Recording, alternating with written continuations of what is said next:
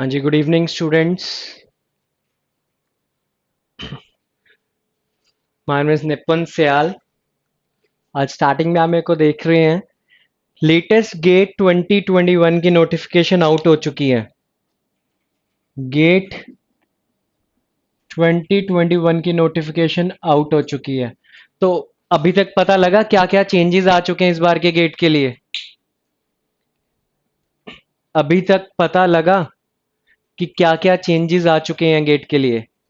Amardeep Kaur, good evening जी, good evening. तो बताइए, news आप सबके पास आ चुकी होगी अब तक तो। सारे की गेट की नोटिफिकेशन आ चुकी है इस बार की। Detailed notification. 27 स्ट्रीम्स में एग्जाम हो रहा है इस बार। 27 स्ट्रीम्स में एग्जाम हो रहा है। 2 स्ट्रीम्स ऐड करी गई हैं। एनवायरमेंट से रिलेटेड है, टेक्निकल। सेकंड लाइफ साइंस से रिलेटेड है। तो क्वेश्चन है, अभी तक पता लगा आपकी ट्रेड में क्या फर्क आया है, या आप इस बार एग्जाम देने लगे हो तो क्या डिफरेंस आएगा? कोई आइडिया? बाकी सारी क्लास बताइए, कोई आइडिया क्या डिफरेंस लगता है आपको इस बार के लिए? क्योंकि कोविड करके तो वैसी लाइफ में काफी चेंजेस आ चुके हैं। देखिए, अब आपको इंपॉर्टेंटली बात बताते हैं। इस बार आईआईटी, पहले आप आईआईटी में जाना चाहते थे। पहले क्या होता था कि आप आईआईटी में जाना चाहते थे, आईआईटी देखता था कि भाई मैं इसको रखूं इसको ना रखूं, क्योंकि आईआईटी के पास बहुत ज्यादा ऑप्शंस होती थी। 2019 जो मतलब इस बार जो कि अगर हम पेपर की बात करें, बड़ा ज्यादा डाउनफॉल आया। इंपॉर्टेंट बात बता रहा हूं, समझिएगा। गेट में नंबर ऑफ अपीयरिंग स्टूडेंट्स के लिए, गेट में नंबर ऑफ अपीयरिंग स्टूडेंट्स के लिए बहुत ज्यादा डिफरेंस आ गया, डाउनफॉल आया आईआईटीज में। तो इस बार आईआईटी ने कोई डाउनफॉल का रीजन बता सकता है आपको इसके बारे में? देखिए, अभी आप थर्ड ईयर में, आपको इसके लॉजिक्स क्लियर होने चाहिए कि कैसे प्ले करती है आईआईटी सबके साथ। जाना तो सब जाते हैं आईआईटी में, बता सकते तो क्यों डाउनफॉल आया? नहीं तो आईआईटी में तो देखो सभी जाना चाहते हैं, पर एकदम डाउनफॉल कैसे आया? डाउनफॉल की अगर हम बात करें, कोई रीजंस, बाकी सारी क्लास रीजन बता सकते क्यों डाउनफॉल आया? कल रात की नोटिफिकेशन है। आईआईटीज ने फीस बढ़ा दी थी काफी ज्यादा। उन्होंने कहा था अगर कोई लेफ्ट आउट कर जाएगा आईआईटी में, पढ़ता हुआ मास्टर्स करता हुआ अगर कोई लेफ्ट आउट कर जाएगा तो क्या प्रॉब्लम आएगी?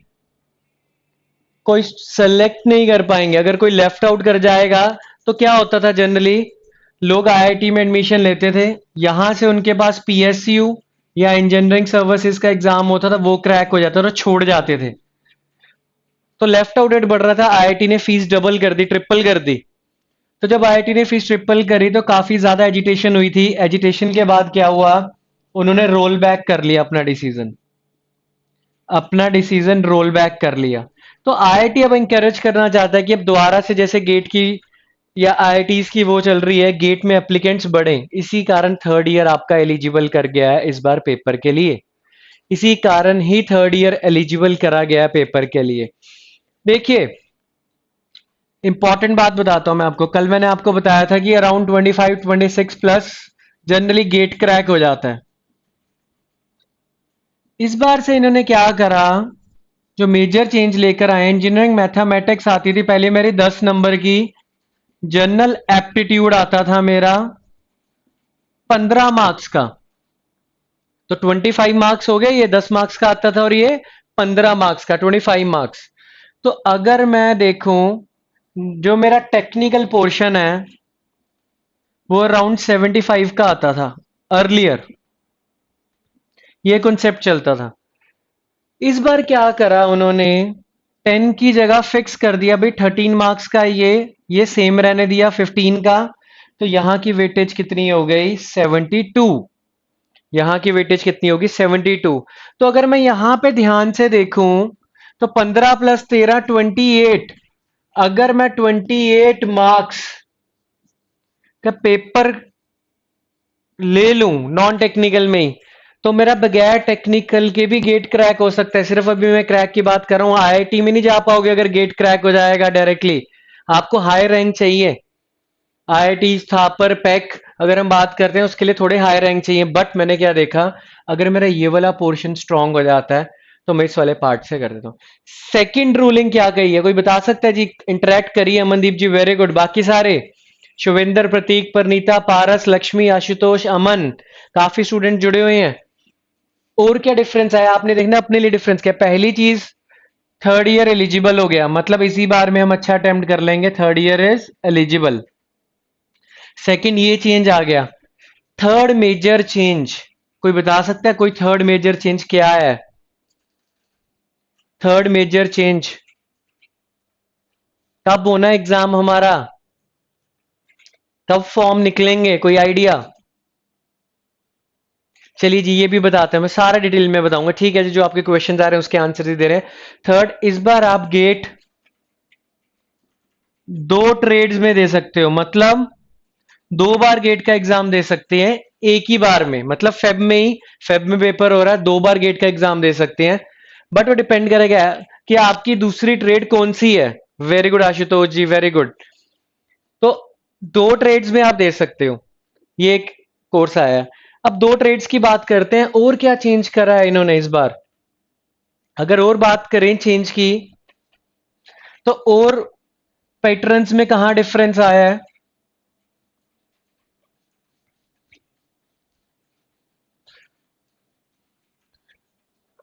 और पैटर्न्स के बारे में बात करते हैं। नेक्स्ट जो मेरा डिफरेंस आया है, अब दो बार तो आप अटेम्प्ट कर सकते हो।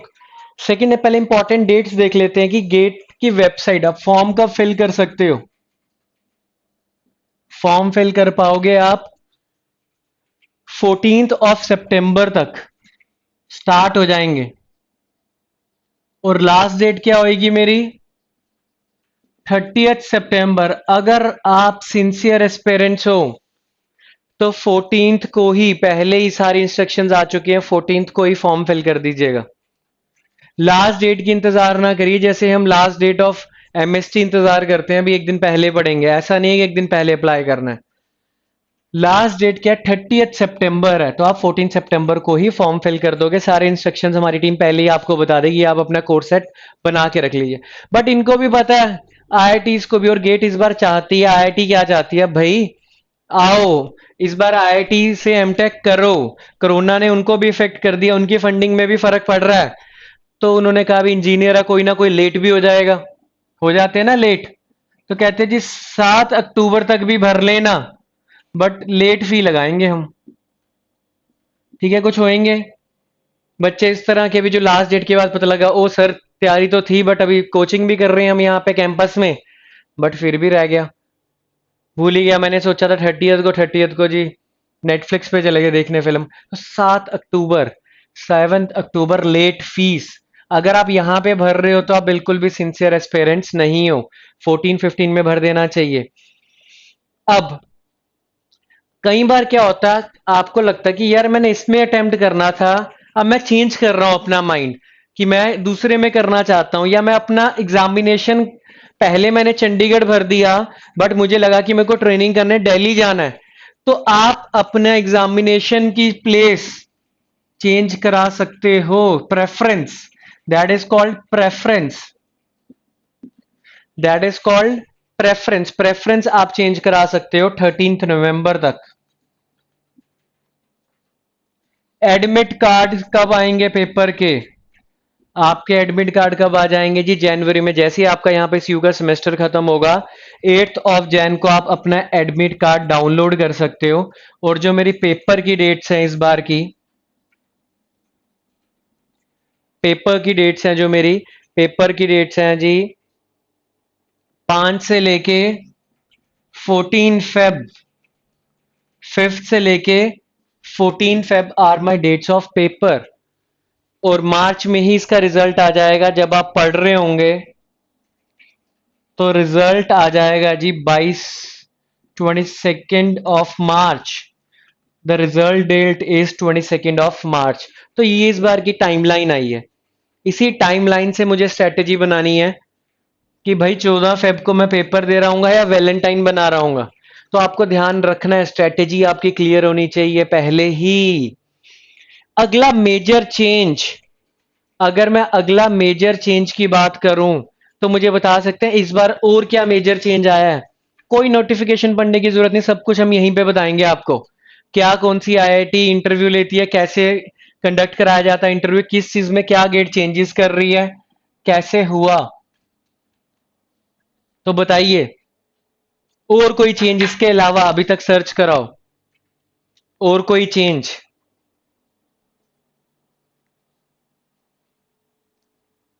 और कोई चेंज? सबसे बड़ा पेपर होता है टेक्निकल में इंजीनियरिंग सर्विसेज के बाद, इंजीनियरिंग सर्विसेज के बाद सेकंड पेपर हमारा यही है।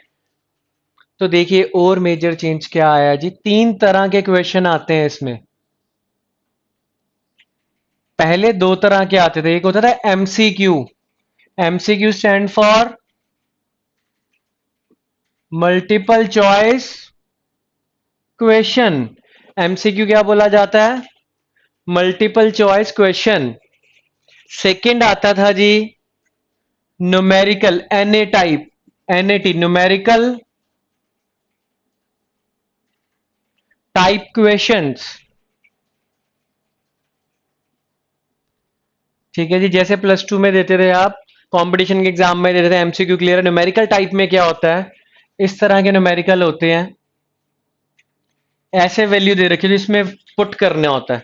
ऐसे नहीं होता फिल इन दी ब्लैंक्स आएगा, इज एम आर लिखना है इसमें, आप कीबोर्ड नहीं यूज कर सकते, सिर्फ और सिर्फ क्या यूज कर सकते हो, इंटीजर्स। क्या यूज कर सकते हैं हम? इंटीजर्स यूज कर सकते हैं। अब कई बार मैं न्यूमेरिकल निकालता हूं या निकालती हूं, ठीक है, तो क्या होता है, क्लास में मैंने आपको एक न्यूमेरिकल दिया, जैसे कल मैथ्स का, कितनों ने क्विज अटेम्प्ट करा मैथ्स का? फटाफट से बताइए कितनों ने क्विज अटेम्प्ट करा मैथ्स का?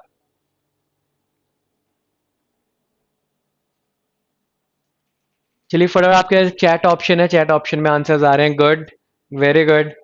बस आपने ये बताना कितनों ने अटेम्प्ट करा, गुड।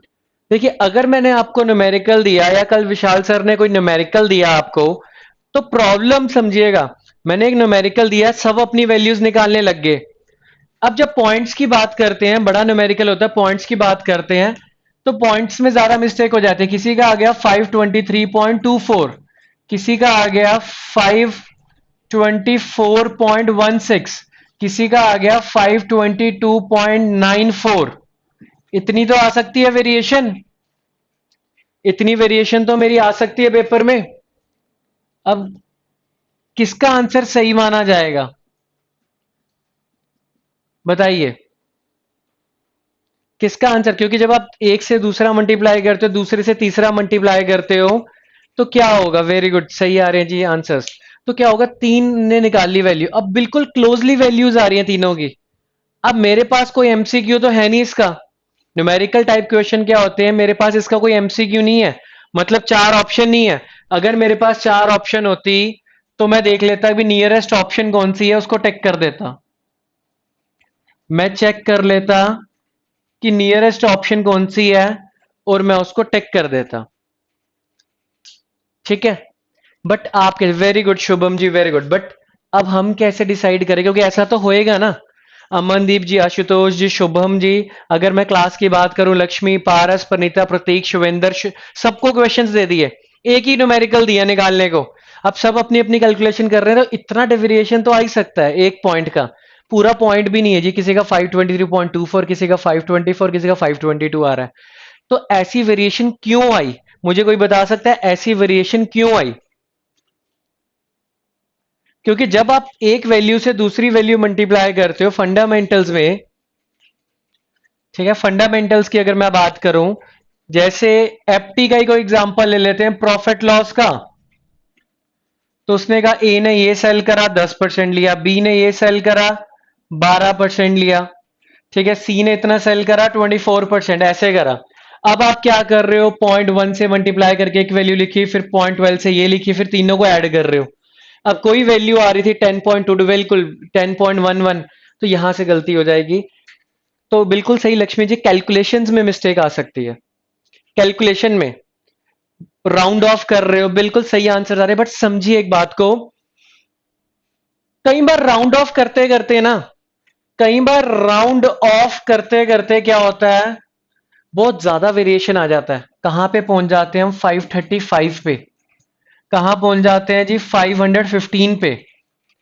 बट अब अगर ऐसी चीज आ जाए तो गेट में नंबर नहीं मिलेंगे, तो गेट में नंबर नहीं मिलेंगे। 535 या 515 अगर ऐसे वैल्यूज आ जाए, और आ भी जाती हैं जब बड़ा न्यूमेरिकल होता है ना, ठीक है, जैसे एरोस्पेस इंजीनियरिंग या अगर हम सिविल या मैकेनिकल की बात करें या केमिकल की, तो उनमें न्यूमेरिकल्स बड़े होते हैं, थर्मोडायनामिक सब्जेक्ट आ जाता है, बड़े होते हैं सोम में। सीएससी में कंप्यूटर डेटा स्ट्रक्चर्स के ऐसे थे, बट इतना ज्यादा नहीं, बट वेरिएशन अगर आप ज्यादा बड़े न्यूमेरिकल में करोगे तो ये आ जाएगी। एप्टीट्यूड बेस्ट एग्जांपल इसमें आ जाती है डेटा इंटरप्रिटेशन में। तो ऐसे केस में आपको क्या याद रखना है? डेसिमल के बाद कुछ भी राउंड ऑफ करने की जरूरत नहीं है, बट आपके पास क्या वहां पे फिजिकल कैलकुलेटर होता है या सिस्टम में कैलकुलेटर होता है? मतलब मेरे पास ये कैलकुलेटर है, तो क्या मैं कैरी करके जा सकता हूं पेपर के लिए? बताइए। थोड़ी सी इंपॉर्टेंट बात कर रहे हैं आज, ताकि आपको पहले पता हो कि चलना कैसे है, जो मिस्टेक्स करते हैं हम।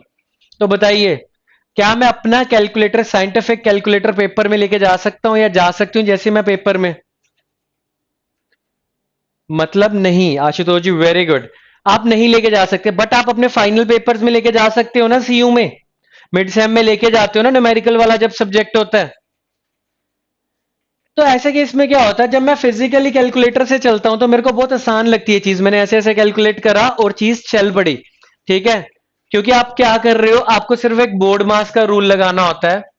बोर्ड मास के रूल से अगर आप कर रहे हो मल्टीप्लाई डिवाइड वगैरह, तो डिवाइड, मल्टीप्लाई, एडिशन, सब्ट्रैक्शन अगर आप कर रहे हो इस रूल से, ब्रैकेट को देखते हुए, तो सही हो जाता है, क्योंकि वो सारा काम क्या करता है, आपका कैलकुलेटर कर देता है। बट गेट में कैलकुलेटर कैसा आता है, बटन दबाओगे आप। अभी मैंने क्विज में कैलकुलेटर नहीं डाले आपके, अदरवाइज जब हम फुल टेस्ट लेंगे ना अभी आपके सब्जेक्ट वाइज, तो उसमें कैलकुलेटर भी इनबिल्ट ही होगा, जैसे गेट में कैलकुलेटर आता है, तो अपने आप क्लिक करते ही कैलकुलेटर खुल जाएगा। तो उसमें बोर्ड मास का रूल नहीं लगता, उसमें आपको खुद बनाना पड़ता है बोर्ड मास का रूल। मतलब आप मल्टीप्लाई कर रहे हो लिख रहे हो, मल्टीप्लाई कर रहे हो लिख रहे हो, क्योंकि हमारा जो साइंटिफिक कैलकुलेटर होता है वो तो रिकॉर्ड कर लेता है। मैं आपको ऐप भी बता दूंगा एक, वो सिमिलर ऐप है, गेट की ऐप है कैलकुलेटर की, वो डाउनलोड कर लोगे, वो सेम ही कैलकुलेटर होता है, सेम इंटरफेस, नहीं तो हमारी ऐप में ही है। अब समझिएगा, तो ऐसे केसेस में हमारी ये मिस्टेक ना हो, हम डेसिमल के बाद हमेशा 3 प्लेसेस तक लिखेंगे। डेसिमल के बाद हमेशा हम 3 प्लेसेस तक लिखेंगे। तो 3 प्लेसेस तक मतलब 56.644 आ रही है कोई वैल्यू, 56.644 आ रही है कोई वैल्यू, तो 56.644 को देखेंगे हम, 3 तक लेंगे वैल्यू। कोई 54.32176 कैलकुलेटर तो ये भी दिखा देता है, बट मेरे को कहां तक वैल्यू लेनी है, यहीं तक वैल्यू लेनी है बस, 54.321 तक वैल्यू लेनी है बस, मुझे वैल्यू यहीं तक लेनी है। तो यहां से अगर मैं 3 प्लेसेस तक लिखने लग गया, मेरी कभी वेरिएशन आएगी नहीं, मेरी कभी भी पेपर में वेरिएशन आएगी नहीं। समझ लगा पॉइंट? पॉइंट समझ लगा? नहीं तो गलत हो जाता है, जब बड़े न्यूमेरिकल आते हैं गलत कराते हो, मैथमेटिक्स में गलत कराते हो, तो आपकी कभी भी ये प्रॉब्लम आएगी नहीं। तो ऐसे करना है आपको। नेक्स्ट, अब सबको ये चीज के बारे में क्लैरिटी चाहिए, भाई मैं इस ट्रेड का हूं या मैं इस ट्रेड की हूं, मैं दूसरा पेपर कौन सी ट्रेड में दे सकते हूं? तो आप मुझे ट्रेड बताइए, मैं उसके आगे आपको ऑप्शन बताता हूं। आपने बस मुझे ट्रेड लिखनी है और मैं आपको बताऊंगा आप दूसरा पेपर किस में भर सकते हो। वैसे तो एक ही पढ़ो, अच्छे से करो, बेस्ट है जी, एक ही पढ़ो, अच्छे से पढ़ो। बट अगर मेरी तरफ से क्या रिकमेंडेशन है, देखो मैथ्स और एप्टी तो दोनों में सेम है, दूसरे पेपर में हम कैसे खेलेंगे, दूसरे पेपर में हम कैसे खेलेंगे, समझाता हूं। ये मैंने मानी मेरी कोर ट्रेड है, जिसके लिए मुझे पेपर देना ही है, मतलब जिसके लिए मेरा टारगेट है ही है। और ये आ गई मेरे पास सेकेंडरी ट्रेड, ये मेरे पास क्या आ गई, सेकेंडरी ट्रेड आ गई। सीएससी की, चलो पहले सीएससी जी, जैसे जैसे बताते रहोगे मैं उसे उसके बारे में बताता रहूंगा। देखिए जी, अगर आपका सीएससी है तो आप मैथमेटिक्स में भी पेपर दे सकते हैं। अगर आपकी सीएससी है तो आप मैथमेटिक्स में भी पेपर दे सकते हैं। ठीक है जी। अब देखिए मैं क्यों कह रहा हूं आपको, आप दोनों भरिए। मैं क्यों कह रहा हूं, तैयारी आप सीएससी की करिए, क्योंकि आप कहोगे सर एक तो तैयारी करवा दो अच्छे से, एक ही तैयारी हम कर लें वही बहुत बड़ी बात है, दूसरे के क्यों पंगा लें। बट फायदा कहां होएगा आपको, आपने सीएससी का भरा पेपर, सीएससी की तैयारी करो। बट मैंने एक चीज बताई थी, 28 मार्क्स मेरे, 28 मार्क्स मेरे, 15 मार्क्स का एप्टी और 13 मार्क्स का मैथ्स, ये दोनों है ही है।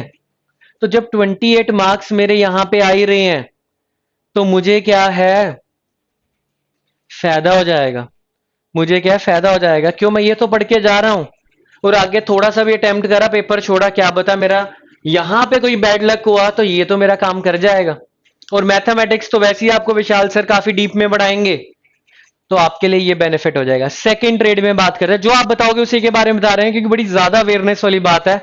फीस क्या है, सिर्फ आप भर सकते हो आप। सेकंड, सेकंड में लेके चल रहा हूं, मेरे पास मैसेज में देखता हूं क्या आया है। प्रतीक जी का आया है, आशुतोष जी शुभेंद्र जी क्लियर, प्रतीक जी का आया मैकेनिकल। भाई अगर मेरी मैकेनिकल ट्रेड है तो मैं किस में भर सकता हूं। कोई मैकाट्रॉनिक्स का स्टूडेंट हो भी बैठा, मैकाट्रॉनिक्स का बताइए, कोई मैकाट्रॉनिक्स का स्टूडेंट तो नहीं बैठा।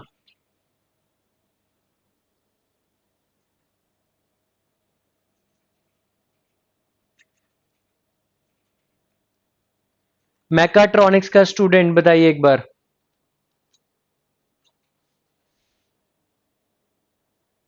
नहीं है जी, ठीक है जी, कोई बात नहीं। तो देखिए अब हम बात कर रहे हैं मैकेनिकल की।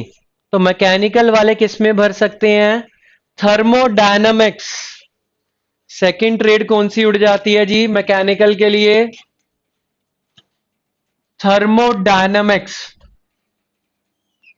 तो देखिए तब भी काम आसान है मेरा, मैकेनिकल का पेपर तो मैं दे ही रहा हूं, 28 मार्क्स की तो मेरी नॉन टेक आ रही है, प्लस थर्मोडायनामिक्स में गेट में भी तो पढ़ूंगा, मैकेनिकल में भी तो पढ़ूंगा, thermodynamics first law second law. तो मतलब सेकंड पेपर में आपको अगर क्रैक क्रैक करना हो तो एक सेकंड ऑप्शन हो जाती है। ठीक है प्रतीक जी, क्लियर हुआ। परनीता जी आपने बोला सिविल, सिविल ट्रेड के लिए, सिविल के लिए आपको अपने टेक्निकल सब्जेक्ट्स तो सारे पढ़ने ही हैं, बट सेकंड जो आप सब्जेक्ट ले सकते हैं सिविल के लिए वो आर्किटेक्चरल है, और सेकंड ट्रेड है मेरे पास एनवायरमेंट। सेकंड है आपके पास दो ऑप्शन है, आप आर्किटेक्चर में भी ले सकते हैं, एनवायरमेंट में भी ले सकते हैं। सिविल तो आप पढ़ के लेके जाएंगे ही, सेकंड हम रिकमेंड करते हैं एनवायरमेंट में पेपर दीजिए। आने वाला टाइम एनवायरमेंट का है, सब एनवायरमेंट फ्रेंडली हो जाएगा, सारी बिल्डिंग्स एनवायरमेंट फ्रेंडली पे चल रही है। कोरोना ने वैसे ही सबको सिखा दिया है कि भी एटिकेट्स क्या होते हैं। ठीक है जी, मतलब जो, अगर हम बात करें एनवायरनमेंट में इतने चेंजेस आए हैं 2020 में, कहीं पे ब्लास्ट हो रहा है, ठीक है जी, फैक्ट्री में ब्लास्ट हो रहा है, कौन सी प्लेस है जिसमें जी ब्लास्ट हुआ अभी, पटाखों की फैक्ट्री में कहां आग लग गई। तो सब एनवायरमेंट प्रिकॉशंस के ऊपर चल रही है, और ये इस साल स्पेशली गेट ने ऐड करी है। तो स्पेशली गेट अगर ऐड कर रहा है ना तो इसमें कंपटीशन बहुत कम होगा, इसमें कंपटीशन बहुत कम होगा। तो ध्यान रखिएगा, ग्रीन बिल्डिंग सारा कॉन्सेप्ट इसका। इसके अलावा किसी की कोई ट्रेड हो मैसेज करिए, उसके बारे में भी बता देते हैं। कोई और ट्रेड का स्टूडेंट बैठा हो, क्योंकि एक ही क्वेश्चन से काफी सबके क्लियर हो जाते हैं part. CSC mechanical civil, electronics electrical से होगा भी बैठा स्टूडेंट कोई। चलिए जी, इलेक्ट्रिकल से आया क्वेरी। इलेक्ट्रिकल इंजीनियरिंग के लिए इलेक्ट्रिकल तो है ही है, बट सेकंड क्या ऐड होगी है? इंस्ट्रूमेंटेशन। इंस्ट्रूमेंटेशन, तो इंस्ट्रूमेंटेशन ऐड होगी है। इलेक्ट्रिकल ट्रेड के लिए क्या हुई है? इंस्ट्रूमेंटेशन ऐड होगी है। इंस्ट्रूमेंटेशन में दे सकते हैं। अगेन 28 मार्क्स वाला कॉन्सेप्ट। इंस्ट्रूमेंटेशन के बाद अगर इलेक्ट्रॉनिक्स की बात करें तो वो इंस्ट्रूमेंटेशन में तो पेपर दे ही सकते हैं। सेकंड जो मेरे पास ट्रेड आ रही है, सेकंड ट्रेड इज इंस्ट्रूमेंटेशन के साथ मेरे पास फिजिक्स में पेपर दिया जाता है। अगर किसी की +1 +2 में फिजिक्स अच्छी है तो वो फिजिक्स में चला जाए इलेक्ट्रॉनिक्स वाला सेकंड पेपर के लिए, अदरवाइज इंस्ट्रूमेंटेशन को ही आप मूव कर सकते हो। काफी सब्जेक्ट्स कॉमन है। इसके अलावा किसी की ट्रेड हो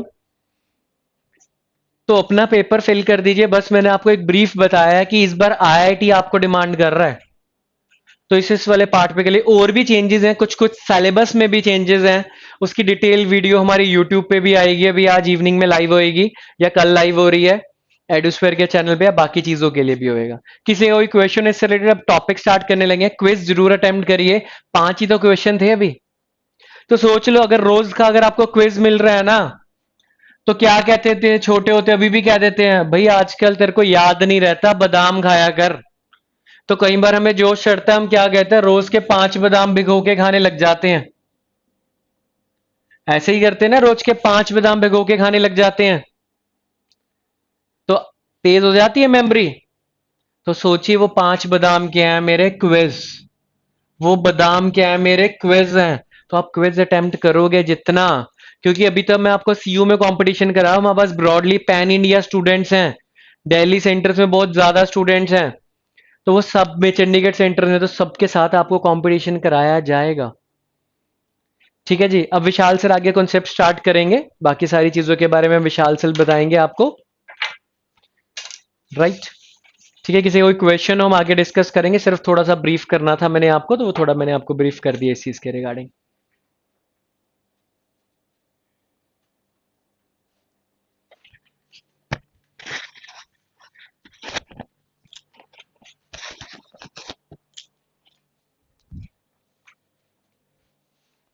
गुड आफ्टरनून स्टूडेंट्स।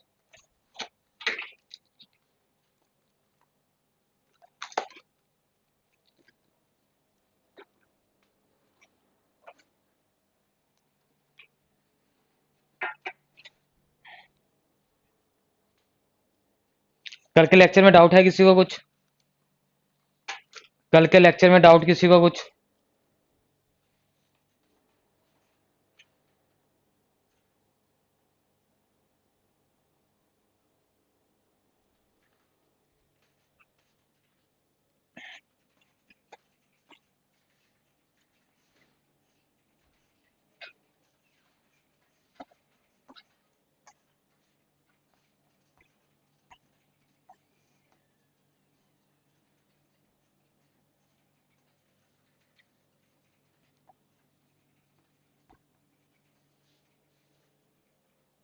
करें स्टार्ट फिर? एक और सारे मैसेज कर दीजिए।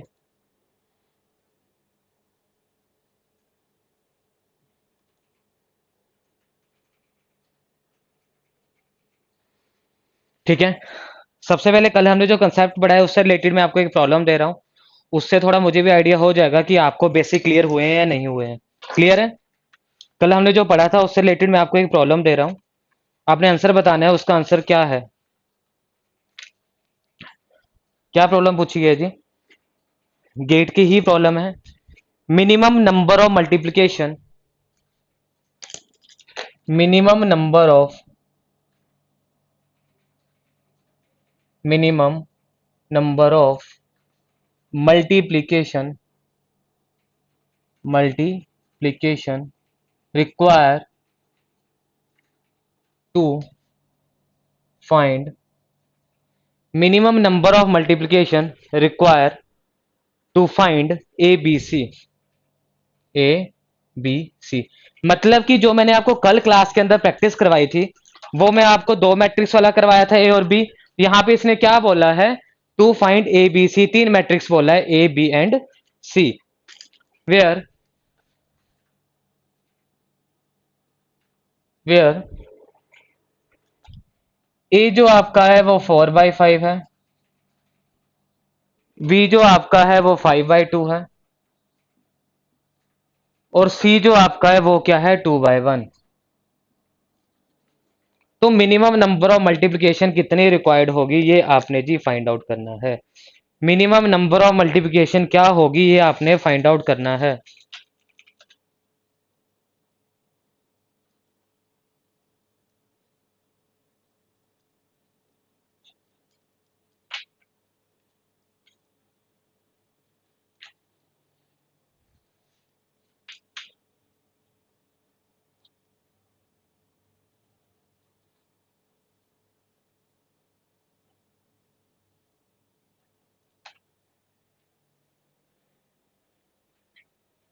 गलत है जी,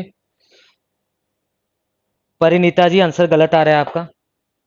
बच्चे देखिए, गेट अगर पूछेगा तो 2 मार्क्स की ये प्रॉब्लम पूछी गई है, गेट में 2 मार्क्स की प्रॉब्लम पूछी गई है। गेट में अगर 2 मार्क्स का पूछा जाएगा तो वो कुछ तो आशुतोष आंसर गलत आ रहा है। ठीक है, देखिए सिर्फ मैं प्रॉब्लम किस लिए करवा रहा हूँ कि यार हमें ना आइडिया भी होना चाहिए कि हमने इस लेवल का पढ़ा है और एग्जाम में इस लेवल का भी पूछ सकते हैं। प्रतीक जी गलत आंसर आ रहा है, प्रतीक जी गलत आंसर आ रहा है।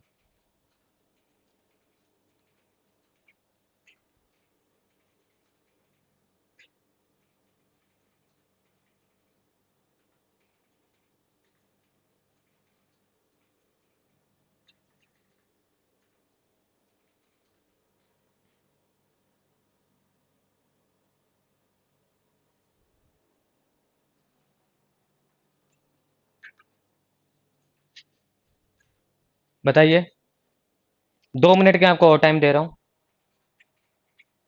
2 मिनट के आपको और टाइम दे रहा हूँ।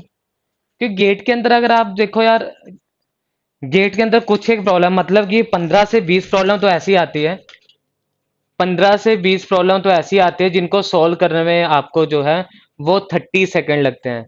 जिनको सॉल्व करने में आपको कितना टाइम लगता है, 30 सेकंड लगते हैं। 30 सेकंड का अगर मान लो तो मैं बोल सकता हूँ 1 मिनट में 2 प्रॉब्लम, तो मतलब कि 20 प्रॉब्लम कितने मिनट में खत्म हो जाएगी जी, 10 मिनट में खत्म हो जाएगी। 20 प्रॉब्लम जो है वो 10 मिनट के अंदर खत्म हो जाएगी। तो टोटल कितनी प्रॉब्लम आती है, 65। 20 प्रॉब्लम को आप निकाल दीजिए, आपके पास कितना बचेगा जी, 45। तो 45 प्रॉब्लम को सोल्व करने में आपके पास बचते हैं जी 160 मिनट। उनमें से कुछ आपको नहीं भी आती होंगी, तो मान के चलिए अगर स्टैंडर्ड प्रॉब्लम को आप 3 मिनट भी लेते हो ना सोल्व करने में, तो गेट के अंदर वो ज्यादा नहीं है, गेट के अंदर वो ज्यादा नहीं है। तो जितनी आप लोग प्रैक्टिस करोगे उतना ही टाइम कम लगेगा। और इन केस कोई अच्छे लेवल की प्रॉब्लम भी आ जाती है, इन केस कोई अच्छे लेवल की प्रॉब्लम भी आ जाती है, तब भी आपको सोल्व करने में कोई दिक्कत नहीं होगी। बिल्कुल जी, किसी का भी आंसर भी सही नहीं आया है, किसी भी स्टूडेंट का। शिवेंद्रा जी आंसर गलत है, परिनीता गलत है, शुभम गलत आ रहा है, लक्ष्मी जी गलत आ रहा है, प्रतीक आंसर गलत आ रहा है, आशुतोष गलत आ रहा है, नहीं गलत आंसर है। एक बार आप समझ लीजिए, कोई दिक्कत नहीं है, सिर्फ मैंने आपसे ट्राई करवाना था कि आप लोगों को थोड़ा बहुत भी कंसेप्ट समझ में आया है या नहीं आया है। आप में से कई स्टूडेंट यहाँ तक पहुंच गए हैं, कईयों का थोड़ा सा आंसर सही है, लेकिन देख लीजिए गलती है कहाँ पे, देख लीजिए आप लोगों ने गलती कहाँ पे की है, समझ लीजिए। देखिए इसने क्या बोला है सॉल्यूशन के अंदर कि मुझे क्या फाइंड आउट करना है, जब मैं ए बी सी इनको मल्टीप्लाई करूंगा तो मुझे एक मैट्रिक्स मिलेगी जो क्या होगा, डी, और उसका क्या होगा, कुछ एक ऑर्डर होगा। मुझे एक मैट्रिक्स मिलेगी डी जिसका क्या होगा, कुछ ना कुछ ऑर्डर होगा। ठीक है, तो मुझे ना 3 वाला केस बोलोगे सर आपने तो नहीं करवाया, लेकिन मैं आपको बोलूंगा कि यार 2 वाला केस तो मैंने आपको क्लास में करवाया है, 2 वाला केस तो मैंने आपको करवाया है। तो मैं ऐसा लिख सकता हूँ कि A 4 into 5, B 5 into 2 into the C, that is a 2 into 1। ये हो सकता है, नहीं हो सकता है? ठीक है, अब अगर मैं इसको सॉल्व करता हूं, अगर मैं इसको सॉल्व करता हूं, किसको, ए 4/5 इंटू बी 5/2, तो आपके पास सी मैट्रिक्स मिलेगी। और सी मैट्रिक्स का ऑर्डर क्या होगा, आप बोलोगे सर इसको कैंसिल कर दो, सी का ऑर्डर आ जाएगा जी 4/2। बताओ, ये कल की क्लास का ही है, ये मैंने आपको बिल्कुल ही ढंग से करवाया है। ठीक है, अगर मैं इसकी वैल्यू लिखता हूं कि मल्टीप्लिकेशन कितनी चाहिए, तो आप क्या लिखोगे, आप बोलोगे इसको आप मान लो जी ई, ए बी को मल्टीप्लाई किस करके किसके इक्वल आ गया जी, ई के इक्वल आ गया। तो ये मल्टीप्लाई करके आपका कितना आएगा जी, 4 × 5 × 2, जो कि कितना हो जाएगा, इज इक्वल टू 40। ठीक है, मतलब कि ए बी को मल्टीप्लाई करके कितना आ रहा है, 40 आ रहा है। लेकिन मुझे तो ए बी और सी को मल्टीप्लाई करना है। इट मीन्स जो इसकी वैल्यू आई है ना उसको इससे मल्टीप्लाई कर दीजिए, जो इसकी वैल्यू आई है उसको इससे मल्टीप्लाई कर दीजिए। इट मीन्स जब आप लिखोगे ई 4/2 इंटू सी 2/1, 4 × 2 2 × 1, 4 × 2 2 × 1, तो इसको जब मैं आगे सॉल्व करूंगा तो मेरे पास जो भी रिजल्ट आएगा उसको मैंने डी मैट्रिक्स बोल दिया। तो डी मैट्रिक्स का ऑर्डर क्या होगा, 2 से 2 कैंसल, आपके पास कितना आ गया जी, 4 × 1 ऑर्डर आ जाएगा। आया समझ में। इसको मैं प्लस करूंगा, मल्टीप्लाई करूंगा एम एन, तो कितना आ गया जी, 4 × 2 × 1, जो कि कितना आ गया जी, 8। तो 40 मल्टीप्लिकेशन तो आपको इसको सॉल्व करने में लगी और 8 मल्टीप्लिकेशन आपको इसको सॉल्व करने में लगी। तो टोटल मल्टीप्लिकेशन आपके पास कितनी आ गई जी, total multiplication is equal to 48। अब आप में से आधों का आएगा, सर हमने 48 आंसर तो बताया, सर हमने 48 आंसर तो बताया, लक्ष्मी जी आंसर गलत आ रहा है। अब आप बोलोगे सर हमने 48 आंसर तो बताया, तो आपने गलत क्यों बोला, प्रॉब्लम को समझिए। अब देखिए जी, अगर मुझे, ध्यान से समझना, अगर मुझे एबीसी को मल्टीप्लाई करना है, अगर मुझे एबीसी को मल्टीप्लाई करना है, तो मैं दो तरह से मल्टीप्लाई कर सकता हूं, या तो ए बी इंटू सी लिख सकता हूं, ठीक है जी, या ए इंटू बी सी लिख सकता हूं, ठीक है जी। या तो मैं ए बी इंटू सी लिख सकता हूं या ए इंटू बी सी लिख सकता हूं। यहां पे मैंने क्या सोल्व कर लिया, इस वाले को मैंने सोल्व कर लिया, तो मेरे पास आंसर कितना आ रहा है जी, 48। क्या इस वाले का आंसर भी 48 है? आपने बोला सर वो तो फाइंड आउट करना पड़ेगा। तो मैंने बोला अच्छा ऐसा करते हैं कि दूसरा केस फाइंड आउट कर लेते हैं। तो बी की वैल्यू हम लेते हैं जी 5 × 2, सी की वैल्यू कितनी है, 2 × 1, जो कि कट होने के बाद मैं इसको भी ई के इक्वल लिखता हूं, जो कि किसके इक्वल आएगा, 2 और 2 कैंसिल आउट, 5 × 1 की इक्वल आ जाएगा। और इसकी वैल्यू कितनी आएगी, 5 × 2 × 1, जो कि कितनी होगी, इज इक्वल टू 10। 5 × 2 × 1 जो कि आपके पास कितनी होगी, इज इक्वल टू द 10 होगी। इतना समझ में आ रहा है, इतना समझ में आ रहा है, किसके इक्वल हो गया, इज इक्वल टू द 10। अब देखिए ये मेरे पास b इंटू सी आ गया, मेरे पास क्या बचा है, a से मल्टीप्लाई करेंगे, तो a की वैल्यू आपके पास कितनी है, a इंटू 4/5, और e की वैल्यू यहाँ पे कितनी है, 5 × 1, किसके इक्वल आएगा जी, d के इक्वल। 5 to 5 कैंसिल, आपके पास क्या आएगा जी, 4 × 1, यहाँ पे मल्टीप्लाई करके कितना आएगा जी, 4 × 5 × 1, जो कि कितना आ गया जी, 20, और इसका टोटल कितना आया, 30। तो एक को सॉल्व करने में 48 मल्टीप्लिकेशन का यूज हुआ, एक को सॉल्व करने में 30 मल्टीप्लिकेशन का यूज हुआ। तो आप कौन सी वैल्यू लोगे, इसने पूछा है जी मिनिमम, इसने यहां पर पूछा है मिनिमम, तो मिनिमम के लिए आप यहां पे क्या आंसर टिक करोगे, 30 is the right answer, 30 is the right answer. जल्दी से बताइए, स्टैंडर्ड प्रॉब्लम थी, इंपॉर्टेंट प्रॉब्लम थी, कल की क्लास के अंदर ही मैंने करवाया था, लेकिन मैंने आप सिर्फ इतना जज करना था कि अगर हो सके 70% कंसेप्ट हम करें, तो 30% अगर उसमें चेंजेस आएंगे तो क्या आप लोग समझ पाओगे या नहीं समझ पाओगे। ठीक है, एक बार इसको नोट करने से पहले, अगर आपको समझ में आ चुका है तो क्लियर लिख के मैसेज डाल दीजिए। नोट करने से पहले अगर आपको ये चीजें समझ में आ चुकी हैं तो क्लियर करके जी एक मैसेज डाल दीजिए।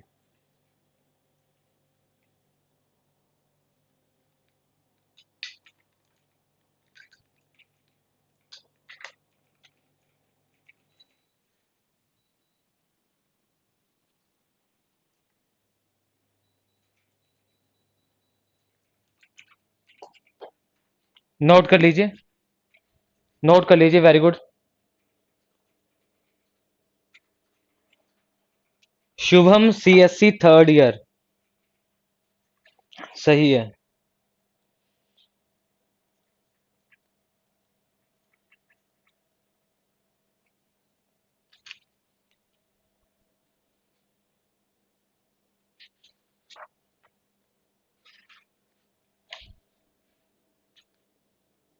कल की क्लास में आपने क्यूज दिया होगा, उसमें एक प्रॉब्लम थी जिसमें नंबर ऑफ मल्टीपल या नंबर ऑफ एडिशन पूछा था। उसके अंदर ऑप्शन 3 था, उस ऑप्शन 3 की जगह होगा 20 and 20 is the right answer. और उसमें जो 20 है वो क्या आपका राइट आंसर है, तो क्यूज में वो आप आंसर थोड़ा ठीक कर लेना, टाइपिंग एरर था वो। तो उसमें क्या आ जाएगा जी, आपके पास 20 आंसर आ जाएगा।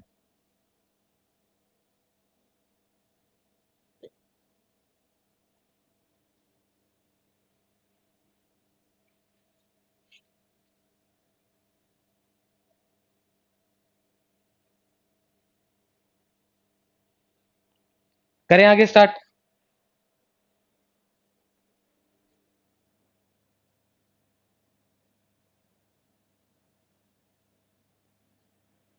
करें यार स्टार्ट।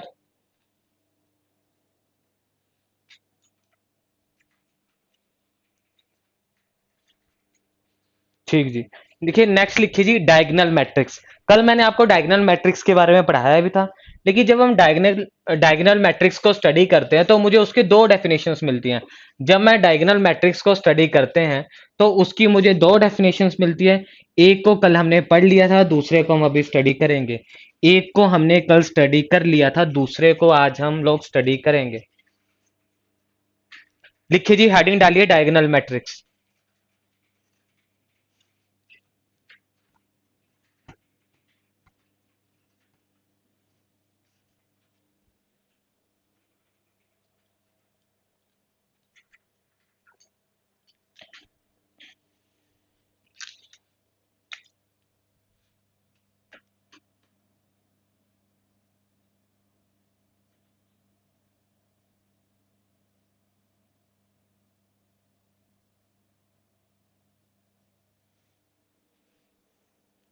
लिखिए जी, डायगोनल मैट्रिक्स।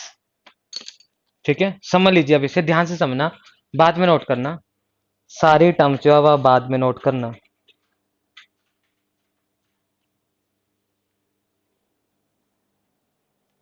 ठीक है जी। देखिए कल की क्लास के अंदर हमने क्या पढ़ा था, डायगोनल मैट्रिक्स मेरे पास कौन सी मैट्रिक्स होगी जिसमें जिसमें मेरे पास प्रिंसिपल डायगोनल को छोड़ के बाकी सारे एलिमेंट क्या हो जाएं, जीरो हो जाएं। यही हमने कल की क्लास के अंदर लिखा था। ठीक है, डायगोनल को छोड़कर डायगोनल को छोड़कर सारी की सारी वैल्यूज क्या हो जाएं जी, जीरो हो जाएं। ये हमने क्लास के अंदर पढ़ा था। ठीक है, लेकिन जब आप इसको ढंग से स्टडी करेंगे, जब हम मैट्रिक्स को ढंग से स्टडी करेंगे, तो वहां पे हम लोग क्या ऑब्जर्व करते हैं, वहां पे हम क्या ऑब्जर्व करते हैं, पहली चीज तो now we consider all the metrics now we consider all the metrics as a square matrix। अब से मैं जितने भी मैट्रिक्स स्टडी करूंगा वो सारी की सारी मैं कौन सी कंसीडर करूंगा जी, स्क्वायर मैट्रिक्स। स्क्वायर मैट्रिक्स मैं क्यों स्टडी करता हूं, क्यों कंसीडर करता हूं, ये मैंने कल की क्लास के अंदर आपको नोट लिखवाया था, आपको याद होगा। देखिए आपको डेली के डेली नोट्स रिवाइज करने हैं। नोट्स रिवाइज करके कोई आपको दिक्कत आती है, मैं आपको नंबर अपना शेयर करूंगा, वहां पे आप मुझे व्हाट्सएप कर सकते हो, मेल कर सकते हो, जो भी आपको कन्वीनियंट लगेगा वो मेथड से आप मेरे तक अप्रोच कर सकते हो। ठीक है, लेकिन आपको डेली का डेली आपको क्लास को रिवाइज करना ही करना है। ठीक है, now we consider all the matrix as a square matrix. तो स्क्वायर मैट्रिक्स मेरे पास क्या होता है, जहां पे m is equal to n oh, number of rows क्या हो जाए जी, is equal to number of column हो जाए। ठीक है, अब आपने क्या याद रखना है, in case of a diagonal matrix, ध्यान से समझना, इन केस ऑफ अ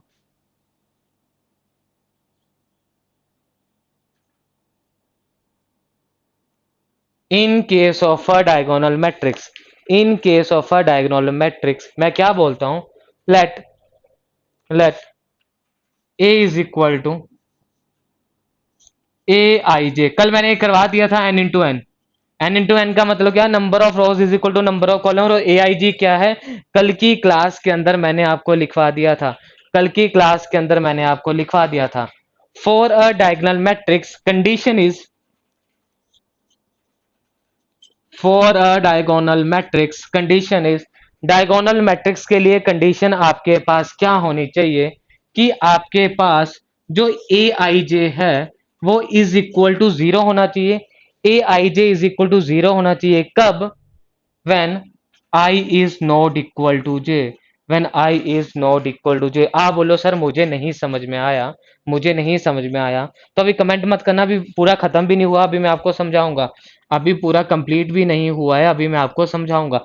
देखिए कल की अगर मैं मैट्रिक्स की बात करता हूं तो मैंने क्या बोला था यार, उन्होंने ना एलिमेंट को लिखने का एक शॉर्टकट मेथड बनाया और उसके अंदर वो क्या लिखते हैं, a is equal to, a is equal to A11, A12, A13, A21, A22, A23, A31, A32, A33, यही लिखा और ये मैट्रिक्स क्या बन गई जी, ऑर्डर 3 बाय 3 की बन गई।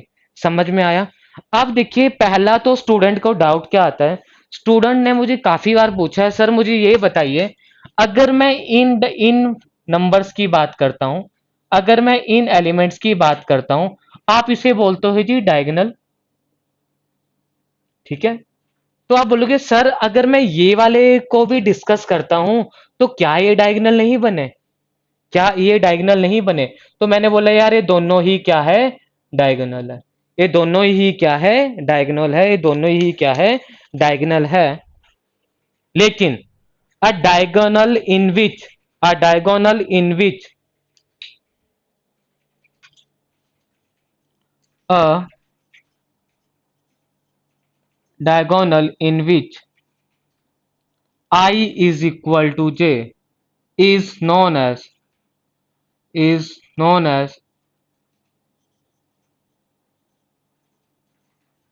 प्रिंसिपल डायगोनल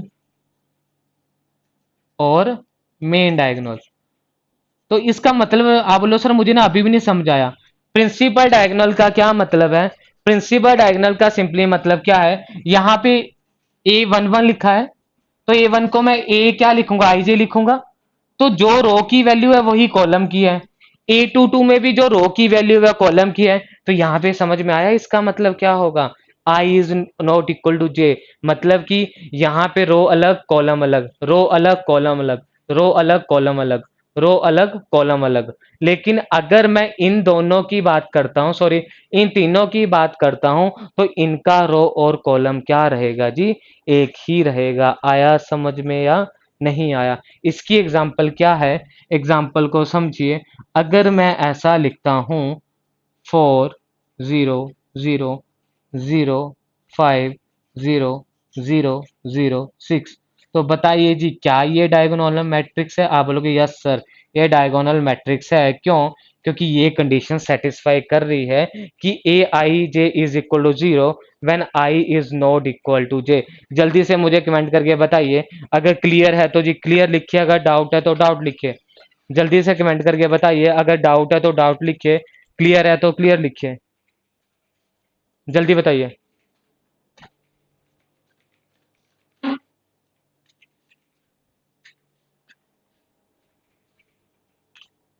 जल्दी बताइए, क्लियर है तो नोट कर लीजिए, बिल्कुल सही है। अगर क्लियर है तो नोट कर लीजिए,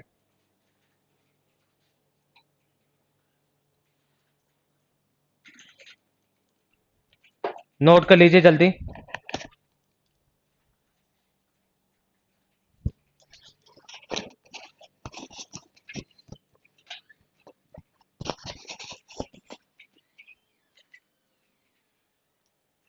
जल्दी नोट कर लीजिए,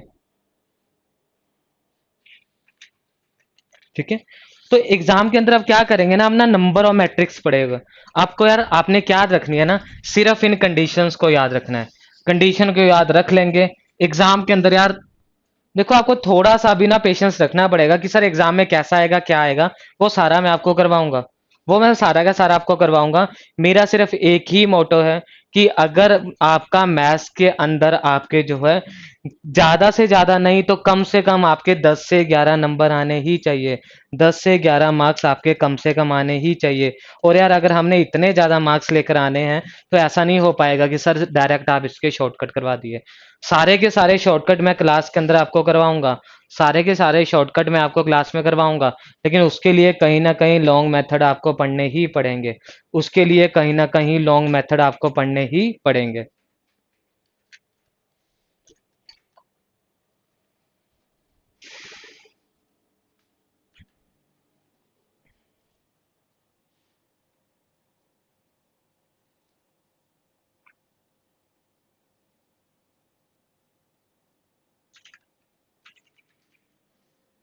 जब नोट हो जाएगा तो लिख लेना, नोट नोटेड लिख देना। आगे हम कंटिन्यू करते हैं।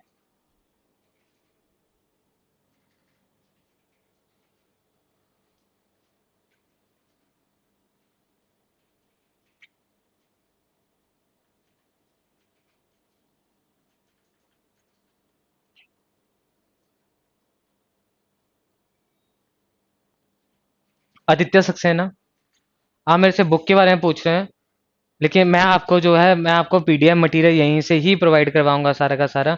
Maths is nothing, maths is simply the, math जो है सिर्फ खेल है नंबर्स का। नंबर्स को अरेंज कैसे करना है, नंबर्स को लिखना कैसे है, नंबर्स को किस फॉर्म में लिखना है, तो वही सारी चीजें हम मैथ्स के अंदर पढ़ते हैं। क्लियर है? तो बुक की जगह मैं आपको पीडीएफ हम प्रोवाइड करवाएंगे, उसके अलावा आपको कोई भी बुक पढ़ने की जरूरत नहीं होगी।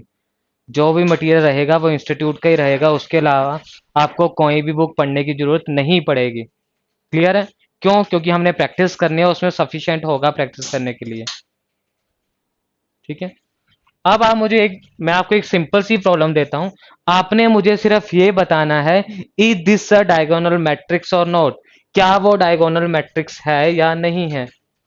क्या वो डायगोनल मैट्रिक्स है या नहीं है?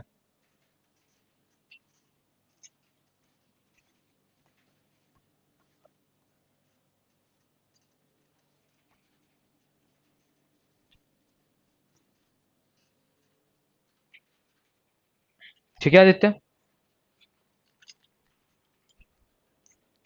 आपने मुझे सिर्फ बताना है, अगर यस होगा तो यस लिख देना, नो होगा तो नो लिख देना। कमेंट में आपने यस और नो ही लिखना है।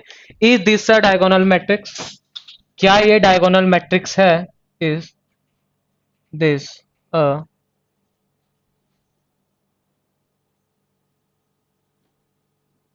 Is this a diagonal matrix? क्या ए डायगोनल मैट्रिक्स है? क्या जी? ये आपके सामने लिखा है। यस होगा तो यस लिखना, नो होगा तो नो लिखना।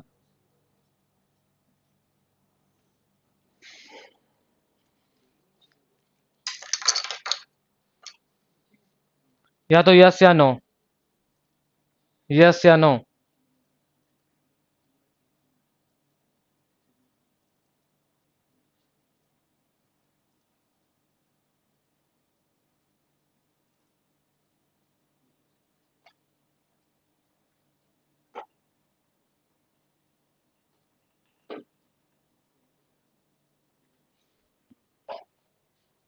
Shubham, CSC third year.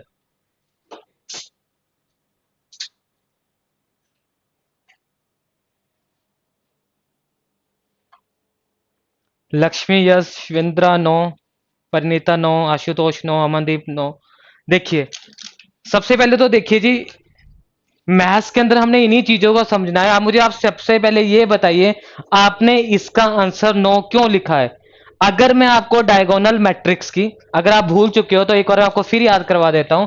अगर मैं आपको डायगोनल मैट्रिक्स की कंडीशन याद करवाऊं, अगर मैं आपको डायगोनल मैट्रिक्स की कंडीशन याद करवाऊं, तो कंडीशन क्या है कि let A is equal to ए आई जे।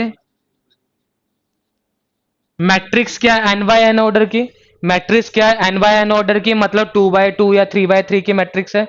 यही पढ़ा है हमने। मैट्रिक्स क्या है? 2 बाय 2 या 3 बाय 3 ऑर्डर की मैट्रिक्स होगी। तो उसके लिए हमने कंडीशन क्या पढ़ी है? A I J is equal to 0 when i is not equal to j. तो यार ये कंडीशन सेटिस्फाई हो तो रही है, ये कंडीशन यहां पे सेटिस्फाई हो तो रही है। तो देखिए, यहां पर इसके अलावा सारे एलिमेंट क्या है, जीरो तो है, ये कंडीशन सेटिस्फाई हो तो रही है। कहीं पर मैंने आपको क्या लिखवाया कि डायगोनल्स जो है वो जीरो नहीं हो सकते हैं, बताइए। आज जो मैंने आपको कंडीशन करवाई वहां पर कहीं मैंने आपको लिखवाया कि डायगोनल जीरो नहीं हो सकते हैं? नहीं लिखवाया ना। It means yes, this is a diagonal matrix. ये मेरे पास मैट्रिक्स क्या है जी, डायगोनल मैट्रिक्स है। आया समझ में या नहीं आया?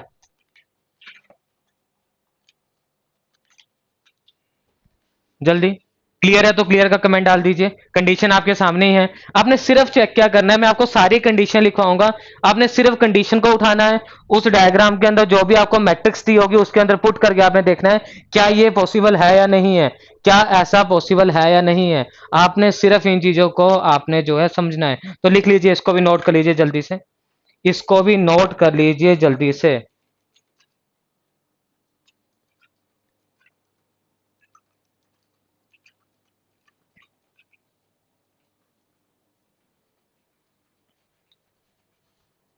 बिल्कुल लक्ष्मी जी, आपका आंसर, आई थिंक आपका आंसर सही था, यस। हाँ जी, कंडीशन में आई नॉट इक्वल टू जे, इसका मतलब क्या, आई इज नॉट इक्वल टू जे। देखिए मैं फिर से आपको बता देता हूं, आई का मतलब होता है रो, जे का मतलब होता है कॉलम। आई का मतलब होता है रो, जे का मतलब होता है कॉलम। अगर कहीं पर, अगर कहीं पर ऐसा लिखा हो ना ए टू वन, तो टू का मतलब क्या हुआ आई, और वन का मतलब क्या हुआ जे। तो क्या यहाँ पे आई और जे बराबर है? आई और जे बराबर नहीं है, तो मैं इन दोनों के बीच में लिख दूंगा जी नॉट इक्वल टू। ठीक है। अगर मैं पहला एलिमेंट क्या लिखता हूं, ए वन वन लिखता हूं, वन का मतलब आई, इस वन का मतलब जे, इसको मैं क्या लिख सकता हूं, बताओ। ठीक है। मतलब कि जो आपके पास, मतलब कि जो आपके पास मेन प्रिंसिपल डायगोनल होगा, जो आपके पास मेन डायगोनल या प्रिंसिपल डायगोनल होगा, वहां पे आपके पास ये जो एलिमेंट होगा, ये ए वन वन है, ये ए टू टू है, ये ए थ्री थ्री है, और इन्हीं को ही हम क्या बोलते हैं, मेन डायगोनल बोलते हैं। परिणीता जी समझ में आया? क्लियर हुआ या नहीं हुआ? जल्दी बताइए, परिणीता क्लियर हुआ या नहीं हुआ?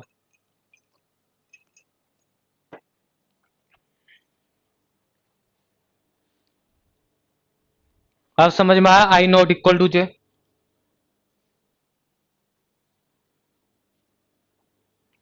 ठीक है जी, नेक्स्ट लिखिए जी, upper triangular matrix, upper triangular matrix, upper triangular matrix.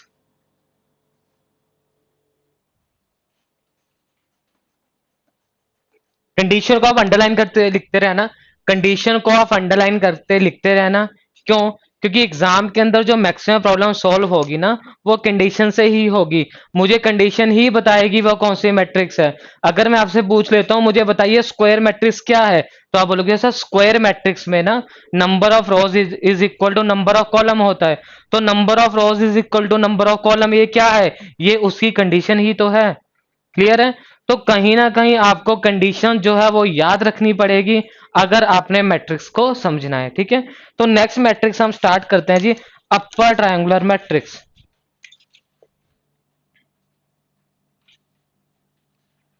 अपर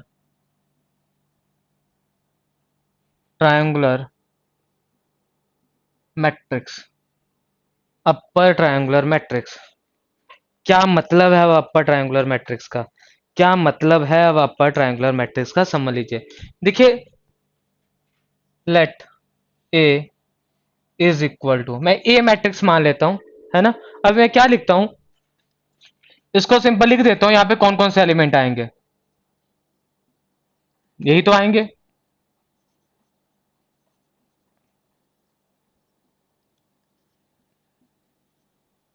ये कौन सी मैट्रिक्स है मेरे पास, आप बोलोगे तो 3 बाय 3 ऑर्डर किया, मतलब यहां पर भी आपने कौन सी मैट्रिक्स कंसीडर की है जी, स्क्वायर मैट्रिक्स कंसीडर की है। यहां पे भी कौन सी मैट्रिक्स कंसीडर की है जी, स्क्वायर मैट्रिक्स कंसीडर किया है। इफ, अगर आपके पास मैट्रिक्स के अंदर कुछ इस तरह की कंडीशन बनती है, समझ लेना। मतलब कि क्या है, यहां पे मैं आपको पहले समझा चुका हूं। ये वाले मेरे पास एलिमेंट क्या है, ये मेन डायगोनल है। मेन डायगोनल से नीचे, मेन डायगोनल से नीचे अगर सारे के सारे एलिमेंट जीरो हो, मेन डायगोनल के नीचे अगर सारे के सारे एलिमेंट जीरो हो, तो उस मैट्रिक्स को मैं बोलता हूं जी अपर ट्रायंगुलर मैट्रिक्स। जल्दी से बताइए, अगर सारे के सारे एलिमेंट जो है वो जीरो हो तो मैं उसे क्या बोलूंगा जी, that is a upper triangular matrix बोलूंगा। क्लियर है या नहीं क्लियर है?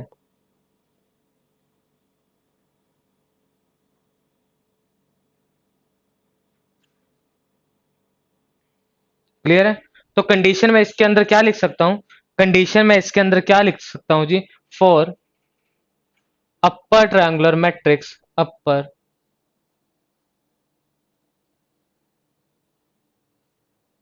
Triangular matrix, for upper triangular matrix. समझ लीजिए, इसकी कंडीशन में समझ लीजिए, बिल्कुल सही जी, शुभम परिणीता बिल्कुल सही है।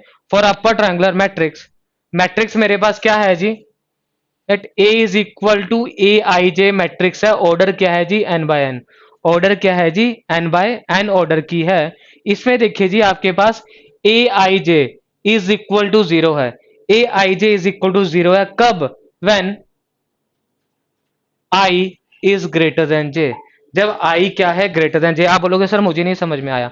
अगर मैं आपसे बोलता हूं ए टू वन का क्या मतलब है, ए टू वन का क्या मतलब है, सर आप बोलोगे टू का मतलब आई है, और टू का मतलब आई हुआ, और वन का मतलब जे हुआ। तो बताओ आई बड़ा है या जे बड़ा है? तो मैंने क्या लिखा, i is greater than j, i is greater than j. अगर मैं बात करता हूं जी ए थ्री वन की, तो ए थ्री वन में भी क्या है, आई ग्रेटर देन क्या है, जे है। तो जब आपके पास आई ग्रेटर देन जे होगा, तब आपके पास ये एलिमेंट क्या हो जाएंगे जी, जीरो हो जाएंगे। अब लिखे जी, अगर क्लियर है आपको, तो ये रही condition in case of upper triangular matrix. देखिए, मैं आपको अपर ट्रायंगुलर मैट्रिक्स की कंडीशन करवाऊंगा, लोअर की कंडीशन आपने खुद ब खुद लिखनी है। अपर ट्रायंगुलर की कंडीशन मैंने आपको बता दी है, लोअर की कंडीशन आप लोग खुद ब खुद लिखोगे। जल्दी बताइए, क्लियर हुआ पॉइंट या नहीं हुआ?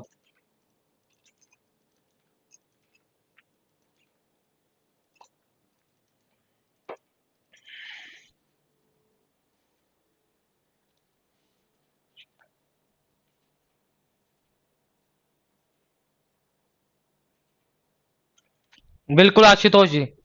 आशुतोष जी, आप सिर्फ 2 मिनट का वेट कीजिए, नेक्स्ट जो मैं आपको प्रॉब्लम बताऊंगा उसके अंदर जो आपने मेरे से पूछा है उसका आंसर आपको मिल जाएगा। जो आपने अभी डाउट पूछा है उसके 2 मिनट का वेट कीजिए, मैं अभी आपको प्रॉब्लम दे रहा हूं, आपको आंसर उसी में ही मिल जाएगा। ठीक है आशुतोष जी, आई होप आपने नोट कर लिया होगा। ठीक है, तो मैं क्या ले लेता हूं, इसकी एक मैं एग्जांपल भी लिख लेता हूं, इसकी मैं एक एग्जांपल भी लिख लेता हूं, कि कल को जब हम नोट्स पढ़े और आपको कोई दिक्कत आए तो आपके पास वीडियो तो रहेगी रहेगी देखने के लिए, और साथ में आपके पास नोट्स होंगे। तो क्या है जी आपके पास, अगर आपने लिखा एग्जाम्पल क्या है, 1 2 3 0 4 5 0 0 6, तो क्या ये अपर ट्रायंगुलर मैट्रिक्स है या नहीं है? आप बोलोगे हाँ जी सर बिल्कुल सही है। श्वेंद्रा जी बिल्कुल सही बोला आपने, लोअर के लिए क्या होगा, बिल्कुल सही है। ये आपके पास क्या आ जाएगा जी, हाँ जी, ये आपके पास जी अपर ट्रायंगुलर मैट्रिक्स होगा ही होगा। क्लियर है इतना? ठीक है, अब लिखिए जी, प्रॉब्लम लिखिए जी, प्रॉब्लम लिखिए एग्जाम में किस तरह से पूछा जाता है, एग्जाम में किस तरह से पूछा जाता है।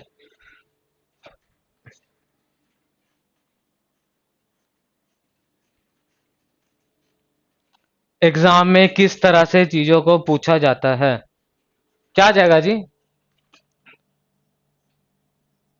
Is this a upper triangular matrix, upper triangular matrix. इसने पूछा है क्या ये अपर ट्रायंगुलर मैट्रिक्स है या नहीं है, और आपके पास क्या दिया है जी, ये दिया है। आपने सिर्फ यस और नो के अंदर कमेंट करना है, सिर्फ आपने यस और नो के अंदर ही कमेंट करना है।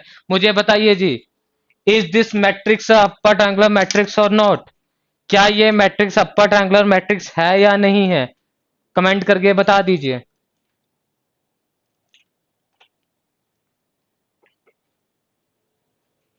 Is this the upper triangular matrix or not?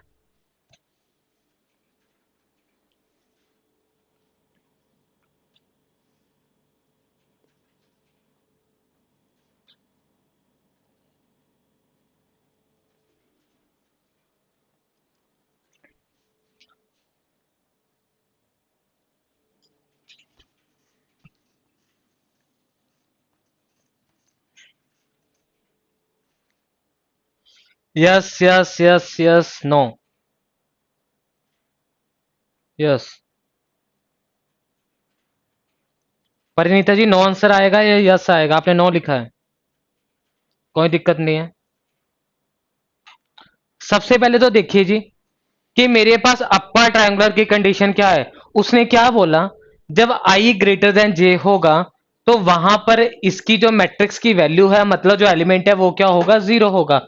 तो यार यहाँ पे ये और ये अपर ट्रायंगुलर के कौन कौन से देखोगे आप? एक ये देखोगे, एक ये देखोगे, एक ये देखोगे। यही तीन एलिमेंट के कारण तो आपने इस मैट्रिक्स को क्या बोला, अपर बोला ना। तो ये सेटिस्फाई कर तो रहा है। कहीं पर इसने कंडीशन में बोला है कि डायगोनल जीरो नहीं होने चाहिए, या डायगोनल से जो ऊपर वाले एलिमेंट है वो जीरो नहीं होने चाहिए? क्या लिखवाया मैंने कंडीशन के अंदर कहीं आपको? बताइए। हाँ जी, कंडीशन क्या है, जब आई आपके पास क्या है, ग्रेटर देन जे है, आई की वैल्यू बड़ी है। तो यहां पे अगर मैं लिखता हूं A21, तो आई तो क्या हुआ, ग्रेटर देन जे ही तो हुआ। आई क्या हुआ, ग्रेटर देन जे ही तो हुआ। तो यहां पे जे तीनों के तीनों एलिमेंट जीरो है। इट मींस, इट मींस ये जो मैट्रिक्स है, this matrix is a upper triangular matrix. Yes, this matrix is a upper triangular matrix. Maximum सारे स्टूडेंट का आंसर सही है। ठीक है परिणीता, क्लियर हुआ? ठीक है, नेक्स्ट टॉपिक डालिए जी, lower triangular matrix. Next topic डालिए जी, lower triangular matrix.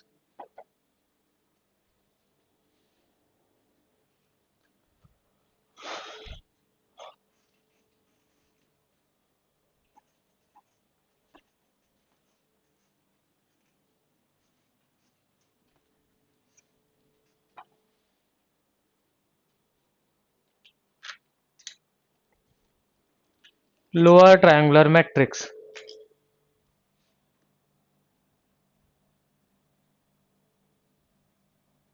Lower triangular matrix. Lower triangular matrix देख लेते हैं जी, लोअर ट्रायंगुलर मैट्रिक्स क्या है। ठीक है, आई होप अपर तो आप सबको क्लियर हो चुका होगा।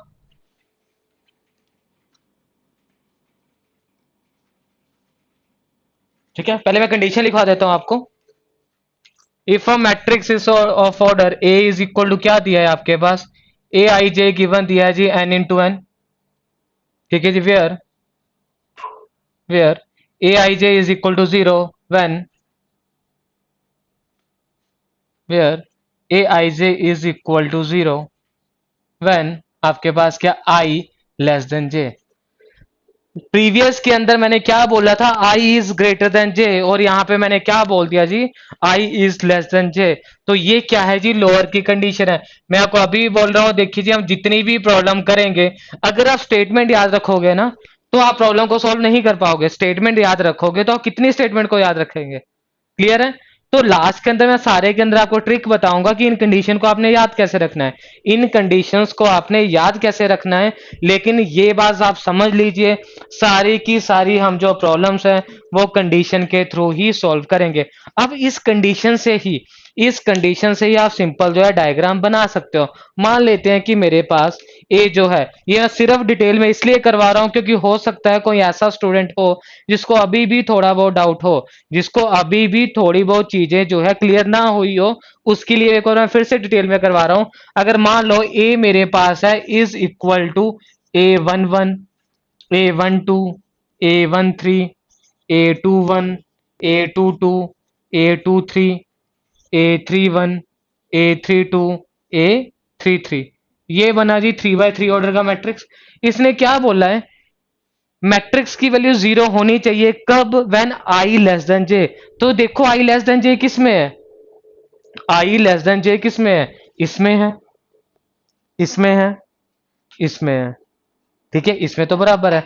मतलब कि अगर मैं यहां पर अगर मैं यहां पर इनको बनाता हूं तो ये वाले जो एलिमेंट है ये क्या होंगे जी, आई लेस देन क्या होंगे जी, जे। तो ये आपके पास किसकी एग्जांपल बनेगा जी, लोअर ट्रायंगुलर मैट्रिक्स की। अगर क्लियर है तो कमेंट लिख के डाल दीजिए क्लियर है। अगर आपको ये पॉइंट क्लियर है तो कमेंट में डाल दीजिए clear.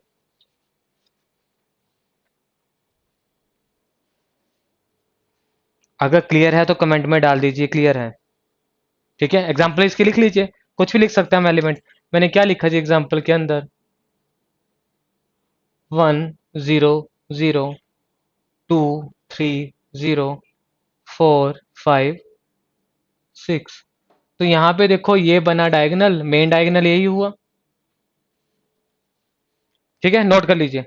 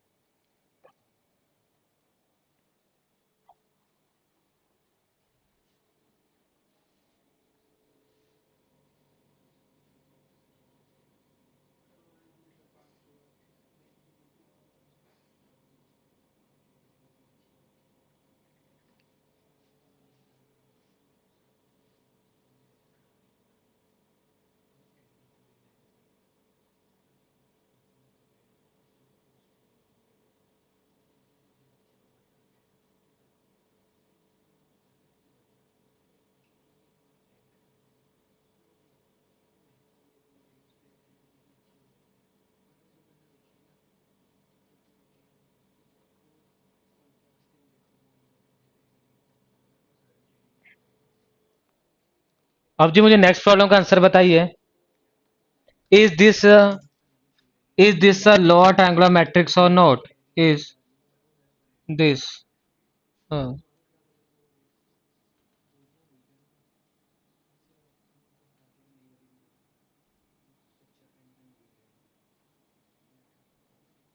Is this a lower triangular matrix? क्या दिया है जी आपके पास?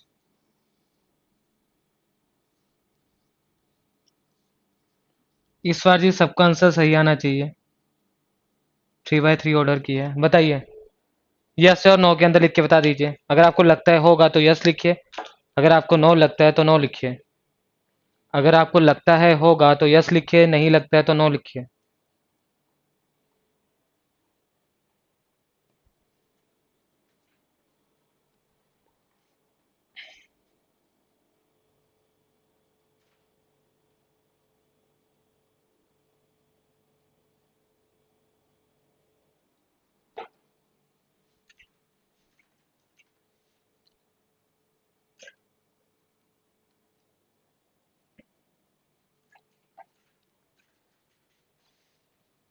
हाँ जी, बताइए क्या आंसर होगा।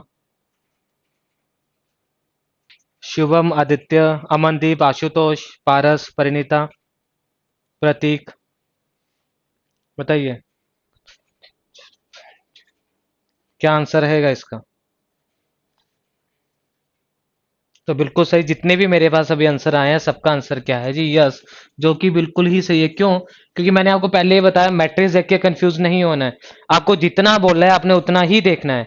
इसने यहाँ पे आपको आई लेस देन जे बोला है, आपने सिर्फ आई लेस देन जे ही देखना है। बाकी जगह ध्यान मत रखना कि वो एलिमेंट की वैल्यू क्या है। बाकी जगह ध्यान रखोगे तो वो आपके पास क्या होगा, आंसर गलत आएगा ही आएगा। आंसर गलत आएगा ही आएगा। तो अगर मैं इस मैट्रिक्स को देखता हूं ना, तो आप बोलोगे सर अगर मैं इस मैट्रिक्स की बात करता हूँ इसमें तो ये सारा कुछ ही वैलिड है। ये डायगोनल मैट्रिक्स भी है, ये अपर ट्रायंगुलर भी है और ये लोअर ट्रायंगुलर भी है। यस, इसमें सारे की सारी प्रॉपर्टीज होंगी। लास्ट के अंदर मैं करवाऊंगा इसके अंदर आप क्या क्या चीजें वैलिड होंगी, लेकिन वन बाय वन हम सॉल्व करते रहेंगे और इसको भी प्रूव साथ के साथ करते रहेंगे। सही है जी। यस यस यस यस, बिल्कुल सही है, बिल्कुल सही है। नेक्स्ट टॉपिक लिखी जी, trace of a matrix. Next लिखी जी, trace of a matrix. Trace हम बोलते किसे हैं, लिखिए जी। Trace of a matrix.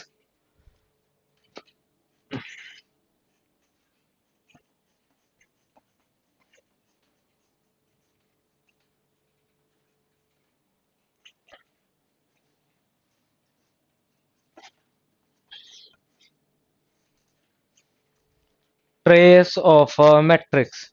बिल्कुल सही है जी, बिल्कुल सही है।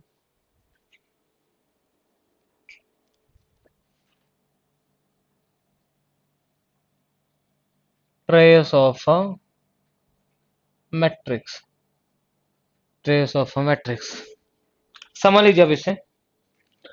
देखिए जब मैं बात करता हूं ट्रेस ऑफ अ मैट्रिक्स की, तो पहला पॉइंट आपने क्या याद रखना है, trace is only define for a square matrix.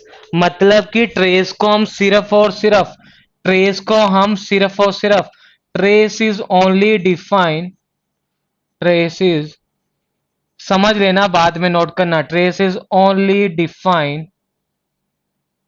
For a square matrix. जो ट्रेस है वो सिर्फ किसके लिए डिफाइन होता है जी, स्क्वायर मैट्रिक्स के लिए डिफाइन होता है। Trace is only define for a square matrix. आपने बोला सर ये तो समझ में आ गया, लेकिन मुझे ये बताओ कि अगर कोई, बता देता हूं उसके बाद हम डिस्कस करते हैं। Trace is only define for a square matrix. अब मैं मान लेता हूं कि मेरे पास कोई ट्रिग्नोमेट्री फंक्शन है या लॉगरिथम फंक्शन है। मेरे पास कोई अगर ट्रिग्नोमेट्री फंक्शन है, मतलब साइन थीटा कोस थीटा इस फॉर्म में आ रहा है, या मेरे पास क्या आ रहा है, कोई भी जो वैल्यूज है वो किस फॉर्म में आ रही है जी, लॉगरिथम की फॉर्म में आ रही है। ठीक है, तो अगर मैं आपसे सिंपल पूछता हूं, वाई वी स्टडी लॉग, हम जो है लॉगरिथम को स्टडी करते क्यों है, वाई वी स्टडी लॉग, तो आपका क्या आंसर होगा मुझे कमेंट करके बताइए। आप लोगों ने आज तक इंजीनियरिंग की है, तो उसमें क्या कभी आपने लॉग लिखा हुआ पढ़ा है या नहीं पढ़ा है? अगर पढ़ा होगा तो उस लॉग का क्या मतलब होगा?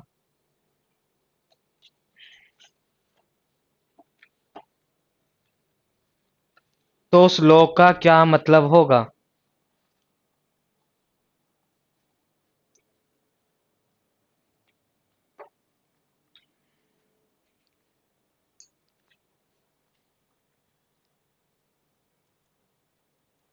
पता है तो यस लिखिए, नहीं पता है तो नो लिखिए।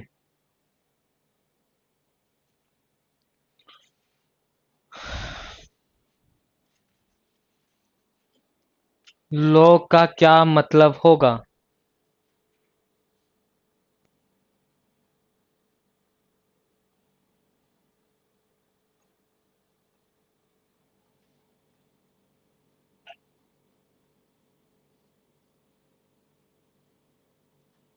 क्या मतलब होगा? देखिए आपने मुझे यस लिख के तो भेज दिया, लेकिन उस यस का मुझे बताइए भी कि आपको क्या पता है। नहीं, समझ लीजिए। देखिए हम लोग सिंपल लॉगरिथम पढ़ते हैं, to write the, to write the, हम लोग को पढ़ते हैं simply, it is a method to write the exponential form, method to write the exponential form. Shivendra ji सही है आपका answer, for inverse of the exponential function, बिल्कुल सही है, बिल्कुल सही है। It is a method to write the exponential form, या to write the exponential function. मतलब कि क्या है, देखिए आपने एक्सपोनेंशियल फंक्शन पढ़ा होगा।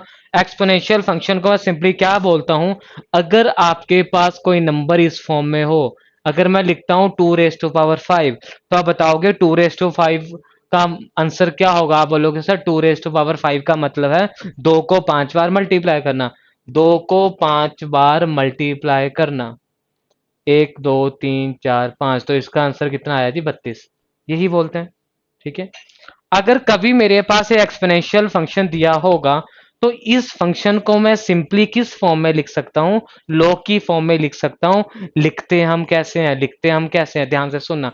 अब आप लोगों को इतना भी पता होगा, ये वाली जो टर्म है इसको मैं बोलता हूं बेस। ठीक है, जो 5 है 5 को मैं बोलता हूं पावर, जो 2 है 2 को मैं बोलता हूं बेस, 5 को मैं बोलता हूं पावर, और 32 को मैं क्या बोलता हूं, रिजल्ट। 32 को मैं क्या बोल देता हूं जी, रिजल्ट। इतना तो समझ में आ रहा है। 2⁵ का आंसर कितना आ रहा है जी, 32 आ रहा है, ये आपने पढ़ा। अब जब मैं इसको लॉगरिदम की फॉर्म में लिखूंगा तो मैं लिखूंगा कैसे, ध्यान से समझना। आपने लिखना है लॉग, यहां पर जो बेस है वो लॉग का बेस होगा, यहां पर जो रिजल्ट आया है वो इसकी क्या होगी जी। मैं आपसे पूछूंगा log 32 की वैल्यू क्या है, log 32 की वैल्यू क्या है when base is equal to 2, log 32 की वैल्यू क्या है when base is equal to 2। तो जो पावर होगी ना एक्सपोनेंशियल फंक्शन की, वो ही log का क्या कहलाएगी, वैल्यू कहलाएगी। जल्दी बताइए, अगर समझ में आया है तो यस लिखिए, नहीं समझ में आया है तो नो लिखिए। बिल्कुल बिल्कुल Anjali Singh ji, Anjali Singh CSC second year.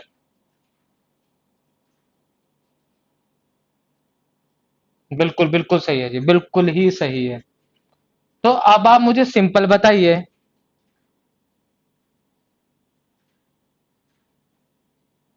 ठीक है, आप सिंपल बताइए, इफ,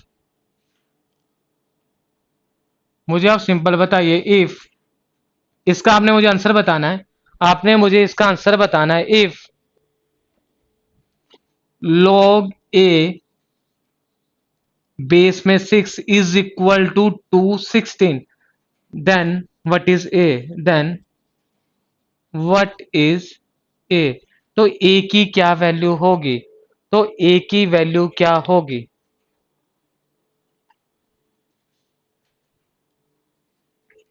तो a की वैल्यू क्या होगी।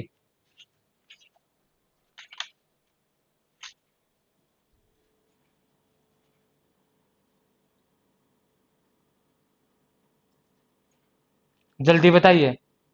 Then a is equal to, then a is equal to, बच्चे a की मुझे वैल्यू बताइए, a की वैल्यू क्या होगी। गलत आंसर है आपका, परिणीता गलत आ रहा है, आदित्य गलत आ रहा है, अंजलि सिंह गलत आ रहा है। इसका मुझे आंसर बताइए, एग्जैक्ट a की वैल्यू क्या होगी, एग्जैक्ट a की वैल्यू क्या होगी। तो आप क्या बोलोगे, सर हमें तो इतना पता है, इसको मैं एक्सपोनेंशियल फॉर्म में लिख सकता हूं। मैंने बोला कैसे लिखोगे, आप बोलोगे सर यहां पे देखिए, यहां पर देखिए, अगर आपको कंफ्यूजन आ रहा है इसमें, तो अगर मैं इसको कुछ इस तरह से लिखता हूं, अगर मैं इसको कुछ इस तरह से लिखता हूं, तो आप लोग आंसर क्या दोगे। अगर मैं कुछ इस तरह से लिखता हूं तो आप आंसर क्या दोगे। बिल्कुल सही है, आशुतोष जी सही है, लक्ष्मी जी सही आंसर आया है, अंजलि सिंह सही आंसर आया है। अगर मैं इसको इस फॉर्म में लिखता हूं तो मैं इसका आंसर क्या लिख सकता हूं, सर आपने बोला ये 6 होगा, इसका जो लॉग का रिजल्ट आएगा वो एक्सपोनेंशियल में उसकी पावर बन जाएगा, इज इक्वल टू 216। 6 की किस पावर पे आंसर 216 आता है, 6 की किस पावर पे आंसर जो है वो 216 आता है, तो आपका आंसर क्या होगा सर 3 पे। 6 को 3 बार मल्टीप्लाई करेंगे, आंसर कितना आ जाएगा, 3 आ जाएगा। तो जो प्रीवियस आपने आंसर दिया है 6 रेज टू पावर 216, वो आपका एग्जैक्ट आंसर है। 6 रेज टू पावर 216 वो आपके पास क्या रहेगा जी, एग्जैक्ट आंसर रहेगा। अब मुझे बताइए जी इसका क्या आंसर होगा, इसका क्या आंसर रहेगा।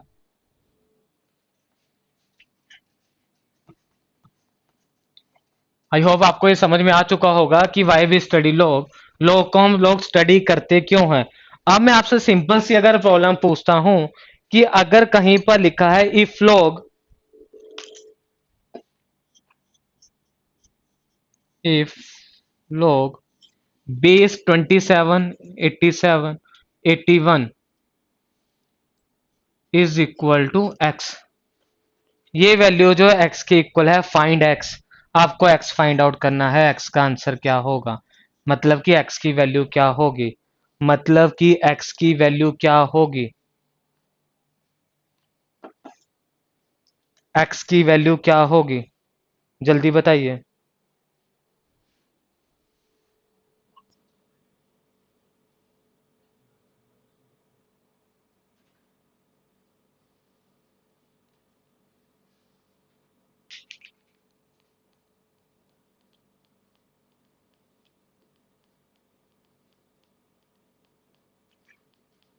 परिणीता जी गलत आंसर आ रहा है, गलत आंसर आ रहा है।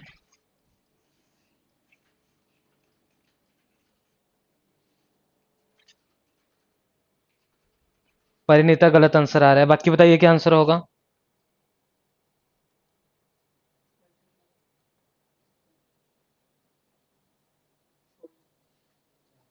पारस जी बिल्कुल सही है। पारस जी आंसर आपका बिल्कुल सही आ रहा है।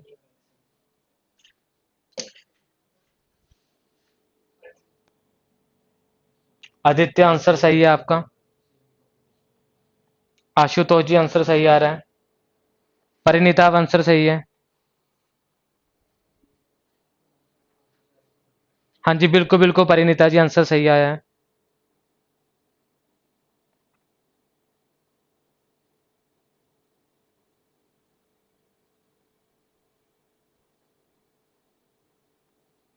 बिल्कुल बिल्कुल, परिणीता आंसर सही है, समझ लीजिए जिसका आंसर नहीं आया है।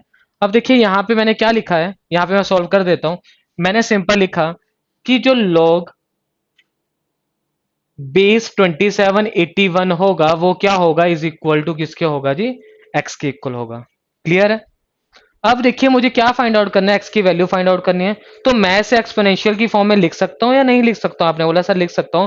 मैंने बोला तो मैं इसे एक्सपोनेंशियल की फॉर्म में कैसे लिखूंगा, तो आप बोलोगे सर इसे आप लिख सकते हो 27x और ये क्या बन जाएगा जी, इज इक्वल टू 81। यही तो होगा, 27 raise to power x is equal to 81 होगा। क्लियर है। अब मुझे पता है 3 को 3 बार मल्टीप्लाई करता हूं तो मेरे पास कितना आता है जी, 27। और 3 को मैं 4 बार मल्टीप्लाई करता हूं तो मेरे पास कितना आएगा जी, 81। ठीक है। As we know that if base same, अगर आपके पास इफ बेस इज सेम, अगर बेस सेम है तो पावर क्या हो जाती है, इक्वल, मतलब 3x क्या हो जाएगा, इज इक्वल टू 4। तो x कितना हो जाएगा जी, 4/3। x कितना हो जाएगा जी, इज इक्वल टू 4/3 हो जाएगा। इतना समझ में आया या नहीं।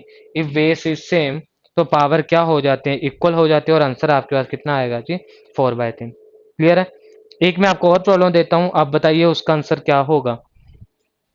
एक प्रॉब्लम मैं आपको और देता हूं, बताइए जी इसका आंसर क्या होगा। क्यों, क्योंकि यार मैक्सिमम जो प्रॉब्लम्स आएंगी ना मैं आपको लॉग से ही सॉल्व करवाऊंगा। क्यों, एक तो आपको लॉग जो है कैलकुलेटर एग्जाम के अंदर अलाउड होगा, और दूसरा क्या है, लॉग से जो है आपको हमेशा ही कैलकुलेशन कम करनी पड़ती है।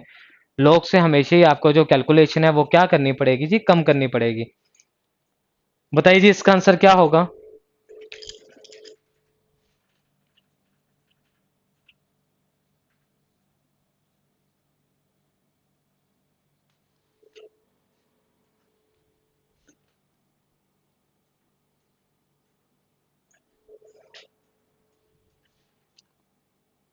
बता दीजिए जल्दी इसका आंसर क्या होगा।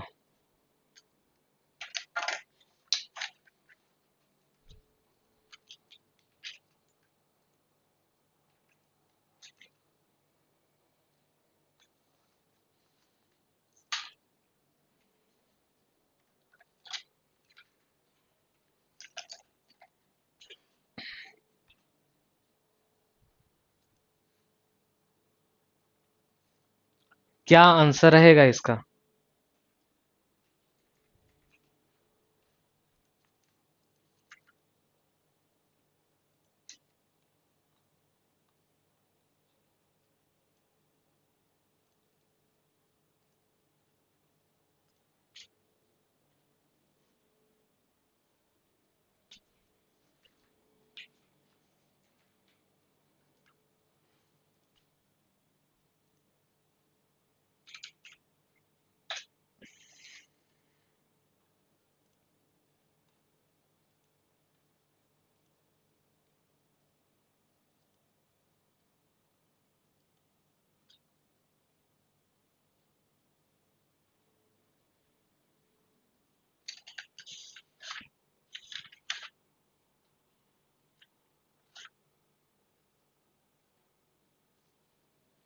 आदित्य जी आंसर गलत आ रहा है। पारस आंसर सही है आपका।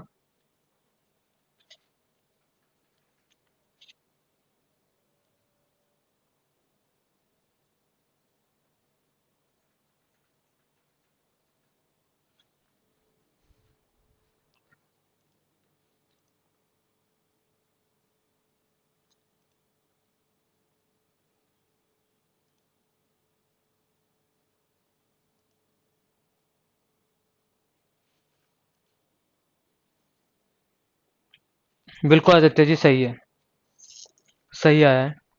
फिर भी सबका आंसर नहीं है। आशुतोष जी, आंसर गलत आ रहा है, चेक कीजिए।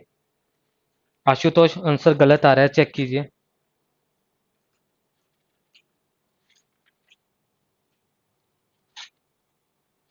लक्ष्मी जी, सही है आंसर। तो देख लीजिए, इस तरह की अगर प्रॉब्लम एग्जाम में आ जाती है तो आपने किस तरह से सॉल्व करनी है। इस तरह की प्रॉब्लम अगर एग्जाम में आ जाती है तो आपने किस तरह से सॉल्व करनी है। सबसे पहले देखिए जी, पार्ट वाइज हमने इसे सॉल्व कैसे करना है वो मैंने यहाँ पे आपको बता दिया है। तो इसको भी आप सेम इस तरह से सॉल्व। अंजलि जी, बिल्कुल सही है। अंजलि, बिल्कुल सही आंसर आया है। तो इसको मैं क्या लिख सकता हूँ? इसको मैं लिख सकता हूँ log बेस 32 1024 कितना है जी एक्स। तो ये क्या होगा जी, 32 raise to power X is equal to this one. ये होगा या नहीं होगा? Is equal to this one होगा या नहीं होगा? ठीक है। टू की किस पावर पे आंसर जो है 32 आता है? आपने बोला सर आपने अभी तो किया था, 2 को 5 बार अगर आप मल्टीप्लाई करते हैं तो कितना आ जाएगा जी? 32 आ जाएगा। 1024 कब आएगा? जब आप उसे क्या करते हो जी? 10 बार मल्टीप्लाई करते हो। ठीक है। यहाँ पर भी देखिए जी, आपका बेस क्या होगा जी? सेम है। तो पावर्स क्या हो जाएंगी जी? इक्वल हो जाएंगी। तो मतलब कि यहाँ पे 5x किसके इक्वल हो जाएगा? 10 के इक्वल। और x क्या हो जाएगा जी? आपके पास 10/5 हो जाएगा। और x की वैल्यू कितनी आ जाएगी जी? आपके पास 2 वैल्यू आ जाएगी। तो पहले को तो सॉल्व करने के बाद जो मेरे पास x की वैल्यू मिलती है वो कितनी मिली है जी? 2 वैल्यू मिली है। अब अगर मैं दूसरे को सॉल्व कर लेता हूं तो मेरे पास क्या वैल्यू है जी? log 25 125 is equal to x। तो ये आपके पास क्या होगा जी? 25x is equal to 125। ठीक है जी। 5 raise to power 2x is equal to 5 raise to power 3। 2x is equal to 3। और x क्या आ जाएगा जी? 3/2। तो दूसरे को अगर आपने सोल्व किया तो x की वैल्यू कितनी आ गई जी? 2/3 आ गई। इट मीन्स दोनों को अगर मैं माइनस करता हूं तो आप क्या लिख सकते हो जी? 2 - 3/2 is equal to 4 - 3 divide by 2। तो आंसर कितना आ जाएगा जी? Is equal to 1/2। Is equal to 1/2। ठीक है जी। आपको इन प्रॉब्लम्स की प्रैक्टिस हुई है नहीं हुई? इसी से रिलेटेड ही आपका आज का क्यूज भी होगा। उसके अंदर इसी से रिलेटेड ही प्रॉब्लम जो है पूछ गई होंगी। ठीक है। क्लियर है या नहीं क्लियर है?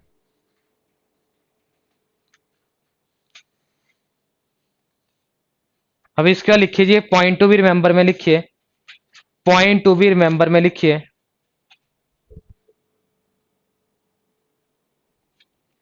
पॉइंट टू भी रिमेंबर में लिखिए। देखिए, उसकी डिटेल के अंदर मत जाना है कि ये कैसे हुआ है, क्यों हुआ है। इनकेस चाहिए होगा तो मैं आपको नोट्स उसके प्रोवाइड करवा दूंगा कि डिटेल के अंदर कि उसका प्रूफ क्या है। पॉइंट टू भी रिमेंबर में लिखिए जी। Number of digits is equal to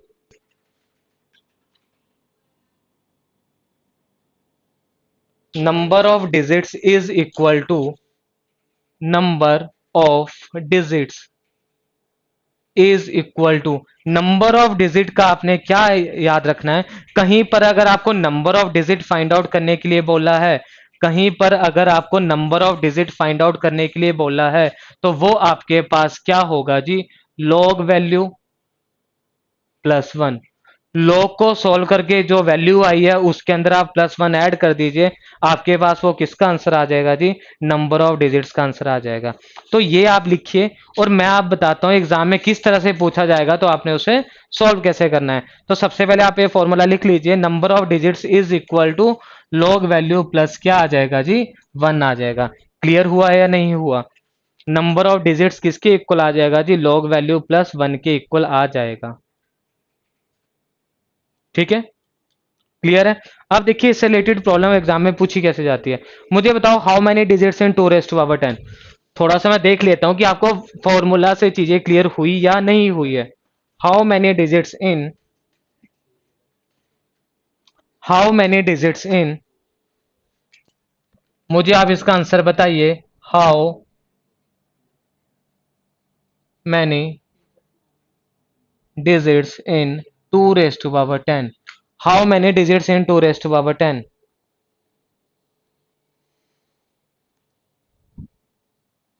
how many digits in 2 raise to power 10? इसका आंसर बताइए।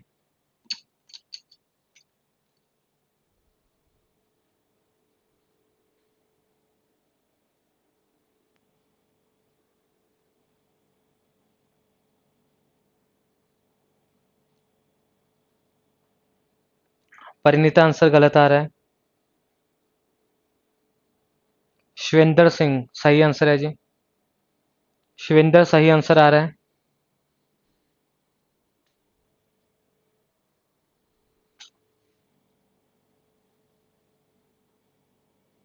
ठीक है, और गेट के अंदर तो आपका कैलकुलेटर भी अलाउड होगा, तो कैलकुलेशन तो बिल्कुल ही आसान रहेगी। लेकिन कैलकुलेटर यही नहीं बताएगा आपको number of digit is equal to log value plus one, तो इतना तो आपको याद रखना ही पड़ेगा।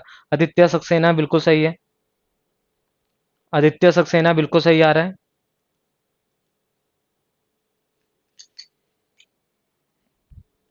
हाउ मेनी डिजिट्स का मतलब क्या होगा ना, अगर मैं ये कुछ लिखता हूं 524309, ये मैंने क्या लिखा, एक नंबर लिखा, तो मैं बोलूंगा जो आपने यहां पर, ये आपने स्टेटमेंट लिखी, आपने यहां पर जो है लिखा, ये एक नंबर है, एक ही नंबर हुआ। और इस नंबर में जो डिजिट है ना वो कितने, एक दो तीन चार पाँच छ सात, इस नंबर में जो डिजिट है वो कितने आए जी, सात डिजिट्स आए। आया समझ में या नहीं आया? क्लियर हुआ कि डिजिट का मतलब क्या होता है, ये एक कंप्लीट नंबर है, और इस नंबर को लिखने के लिए आपने कितने डिजिट्स का यूज किया, तो वो क्या आ जाएंगे जी, सात। और डिजिट्स मैं बोलता किसे हूं, 0 1 2 3 4 5 6 7 8 9, 0 से लेके 9 तक जो भी मेरे पास नंबर होंगे उनको मैं सिंपल क्या बोलता हूँ, डिजिट्स बोलता हूँ। यहाँ पे याद रखिए मैंने बीच में कॉमा लगाया है, कॉमा का मतलब क्या है कि एक वैल्यू नहीं है, ये डिफरेंट डिफरेंट वैल्यू है। आदित्य सक्सेना सही है, परिणीता जी सही आ रहा है। बाकी भी बताइए जी क्या आंसर होगा, बाकी भी बताइए जी क्या आंसर रहेगा। प्रतीक, पारस, लक्ष्मी, आशुतोष, अंजलि सिंह, अमनदीप कौर, क्या आंसर आएगा इसका, क्या आंसर आएगा इसका?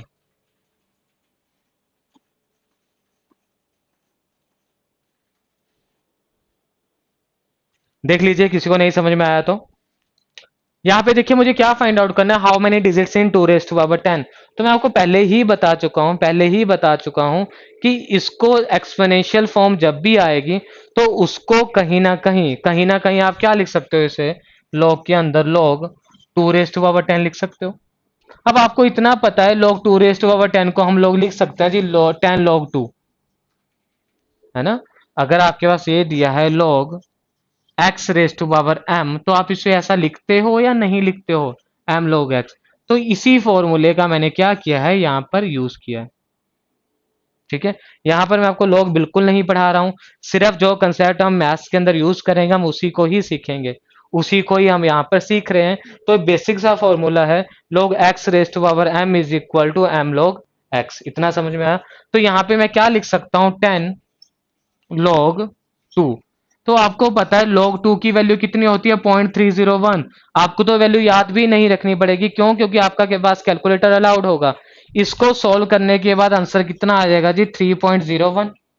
तो नंबर ऑफ डिजिट मैंने क्या बोला, नंबर ऑफ डिजिट्स किसके इक्वल आएगा जी, नंबर ऑफ डिजिट्स किसके इक्वल आएगा, लॉग को सॉल्व करके जो वैल्यू आई 3, ये 0.1 वाला नहीं लेना है, आपने हमेशा ही एब्सोल्यूट वैल्यू लेनी है। एक पॉइंट आपने याद रखना है, आपने हमेशा ही एब्सोल्यूट वैल्यू लेनी है। तो 3 पॉइंट, अगर यहाँ पे 397 भी होता ना, 3.97, तब भी आपने वैल्यू जो है वो 3 ही लेनी थी। 3 + 1 आंसर क्या आ जाएगा, 4, जो कि फॉर्मूला मैंने आपको यहाँ पे लिखवाया था। क्लियर है? अब मैं आपको एक प्रॉब्लम और दे रहा हूं, मुझे वो बताइए उसका क्या आंसर होगा। क्यों? क्योंकि सारे के सारे स्टूडेंट्स का आंसर नहीं आया है, सारे स्टूडेंट्स का आंसर अभी तक नहीं आया है।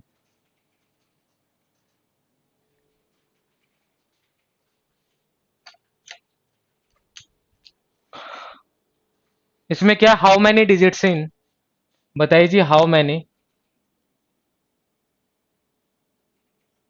Many digits in 2 raised to power 365। 2 raised to power 365 जब आप लिखोगे तो उसके लिए कितने डिजिट्स का यूज होगा।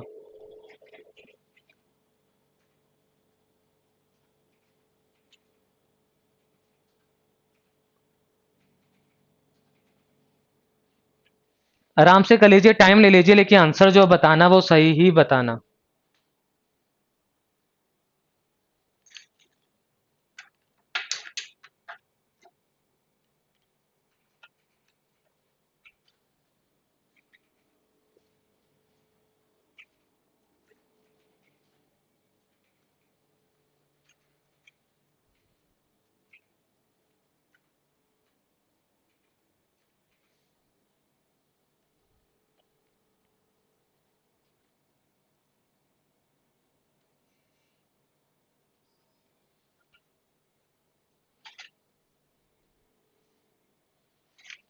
परिणीता जी आंसर बिल्कुल सही है। परिणीता जी आंसर सही आया है आपका।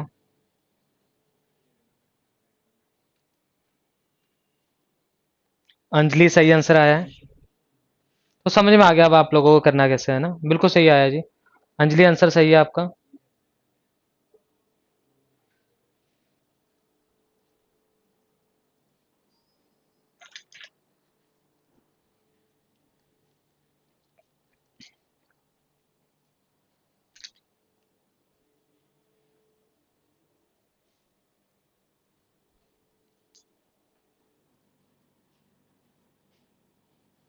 आशुतोष, शिवेंद्र, अमनदीप सही आंसर है। सही आंसर आया है। कैसे किया जी? आपने सेम वही मेथड का यूज किया है। इसे मैं क्या लिख सकता हूँ? इसे मैं लिख सकता हूँ log 2 raised to power 365। इसको मैं क्या लिख सकता हूँ? 365 log 2। log 2 की वैल्यू आपको पता है कितनी होती है जी? 0.301। इसको सोल्व किया 109 पॉइंट समथिंग आया। और आपके पास वो आंसर क्या आ जाएगा? Number of digit is equal to 109 plus 1 is equal to 10। तो आंसर कितना आ जाएगा जी? 110 आंसर आ जाएगा। आंसर आपके पास कितना आ जाएगा जी? 110 आंसर आ जाएगा। क्लियर है? प्रैक्टिस के लिए कुछ एक प्रॉब्लम लिख लीजिए आप। प्रैक्टिस के लिए कुछ एक प्रॉब्लम आप लिख लीजिए। उसको आपने घर पे बैठ के प्रैक्टिस करनी है कि इसका आंसर क्या क्या होगा, कि इसका आंसर क्या क्या रहेगा। कल भी मैंने आपको असाइनमेंट के लिए एक प्रॉब्लम दी थी। कोई दिक्कत नहीं, अगर आप में से किसी ने अभी तक अटेम्प्ट नहीं करी है तो मैं एक दिन आपको और देता हूँ, आप उन प्रॉब्लम्स को अटेम्प्ट कर लीजिए।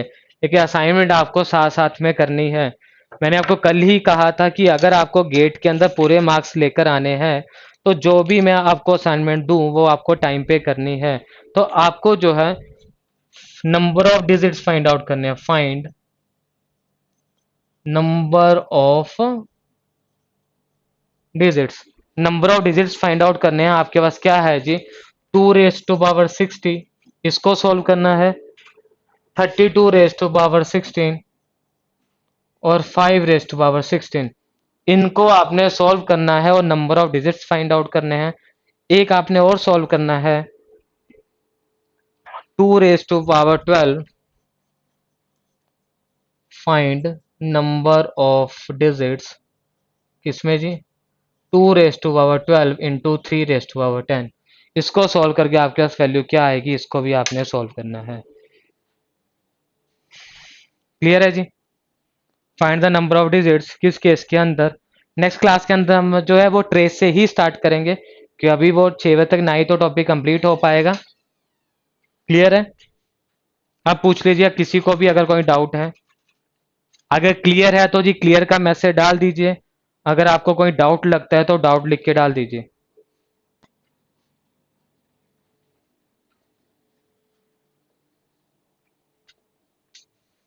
जल्दी बताइए जी।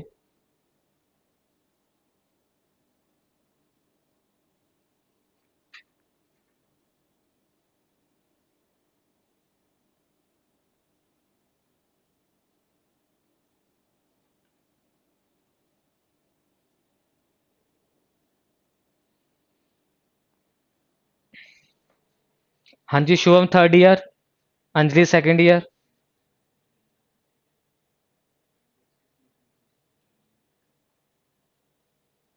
क्या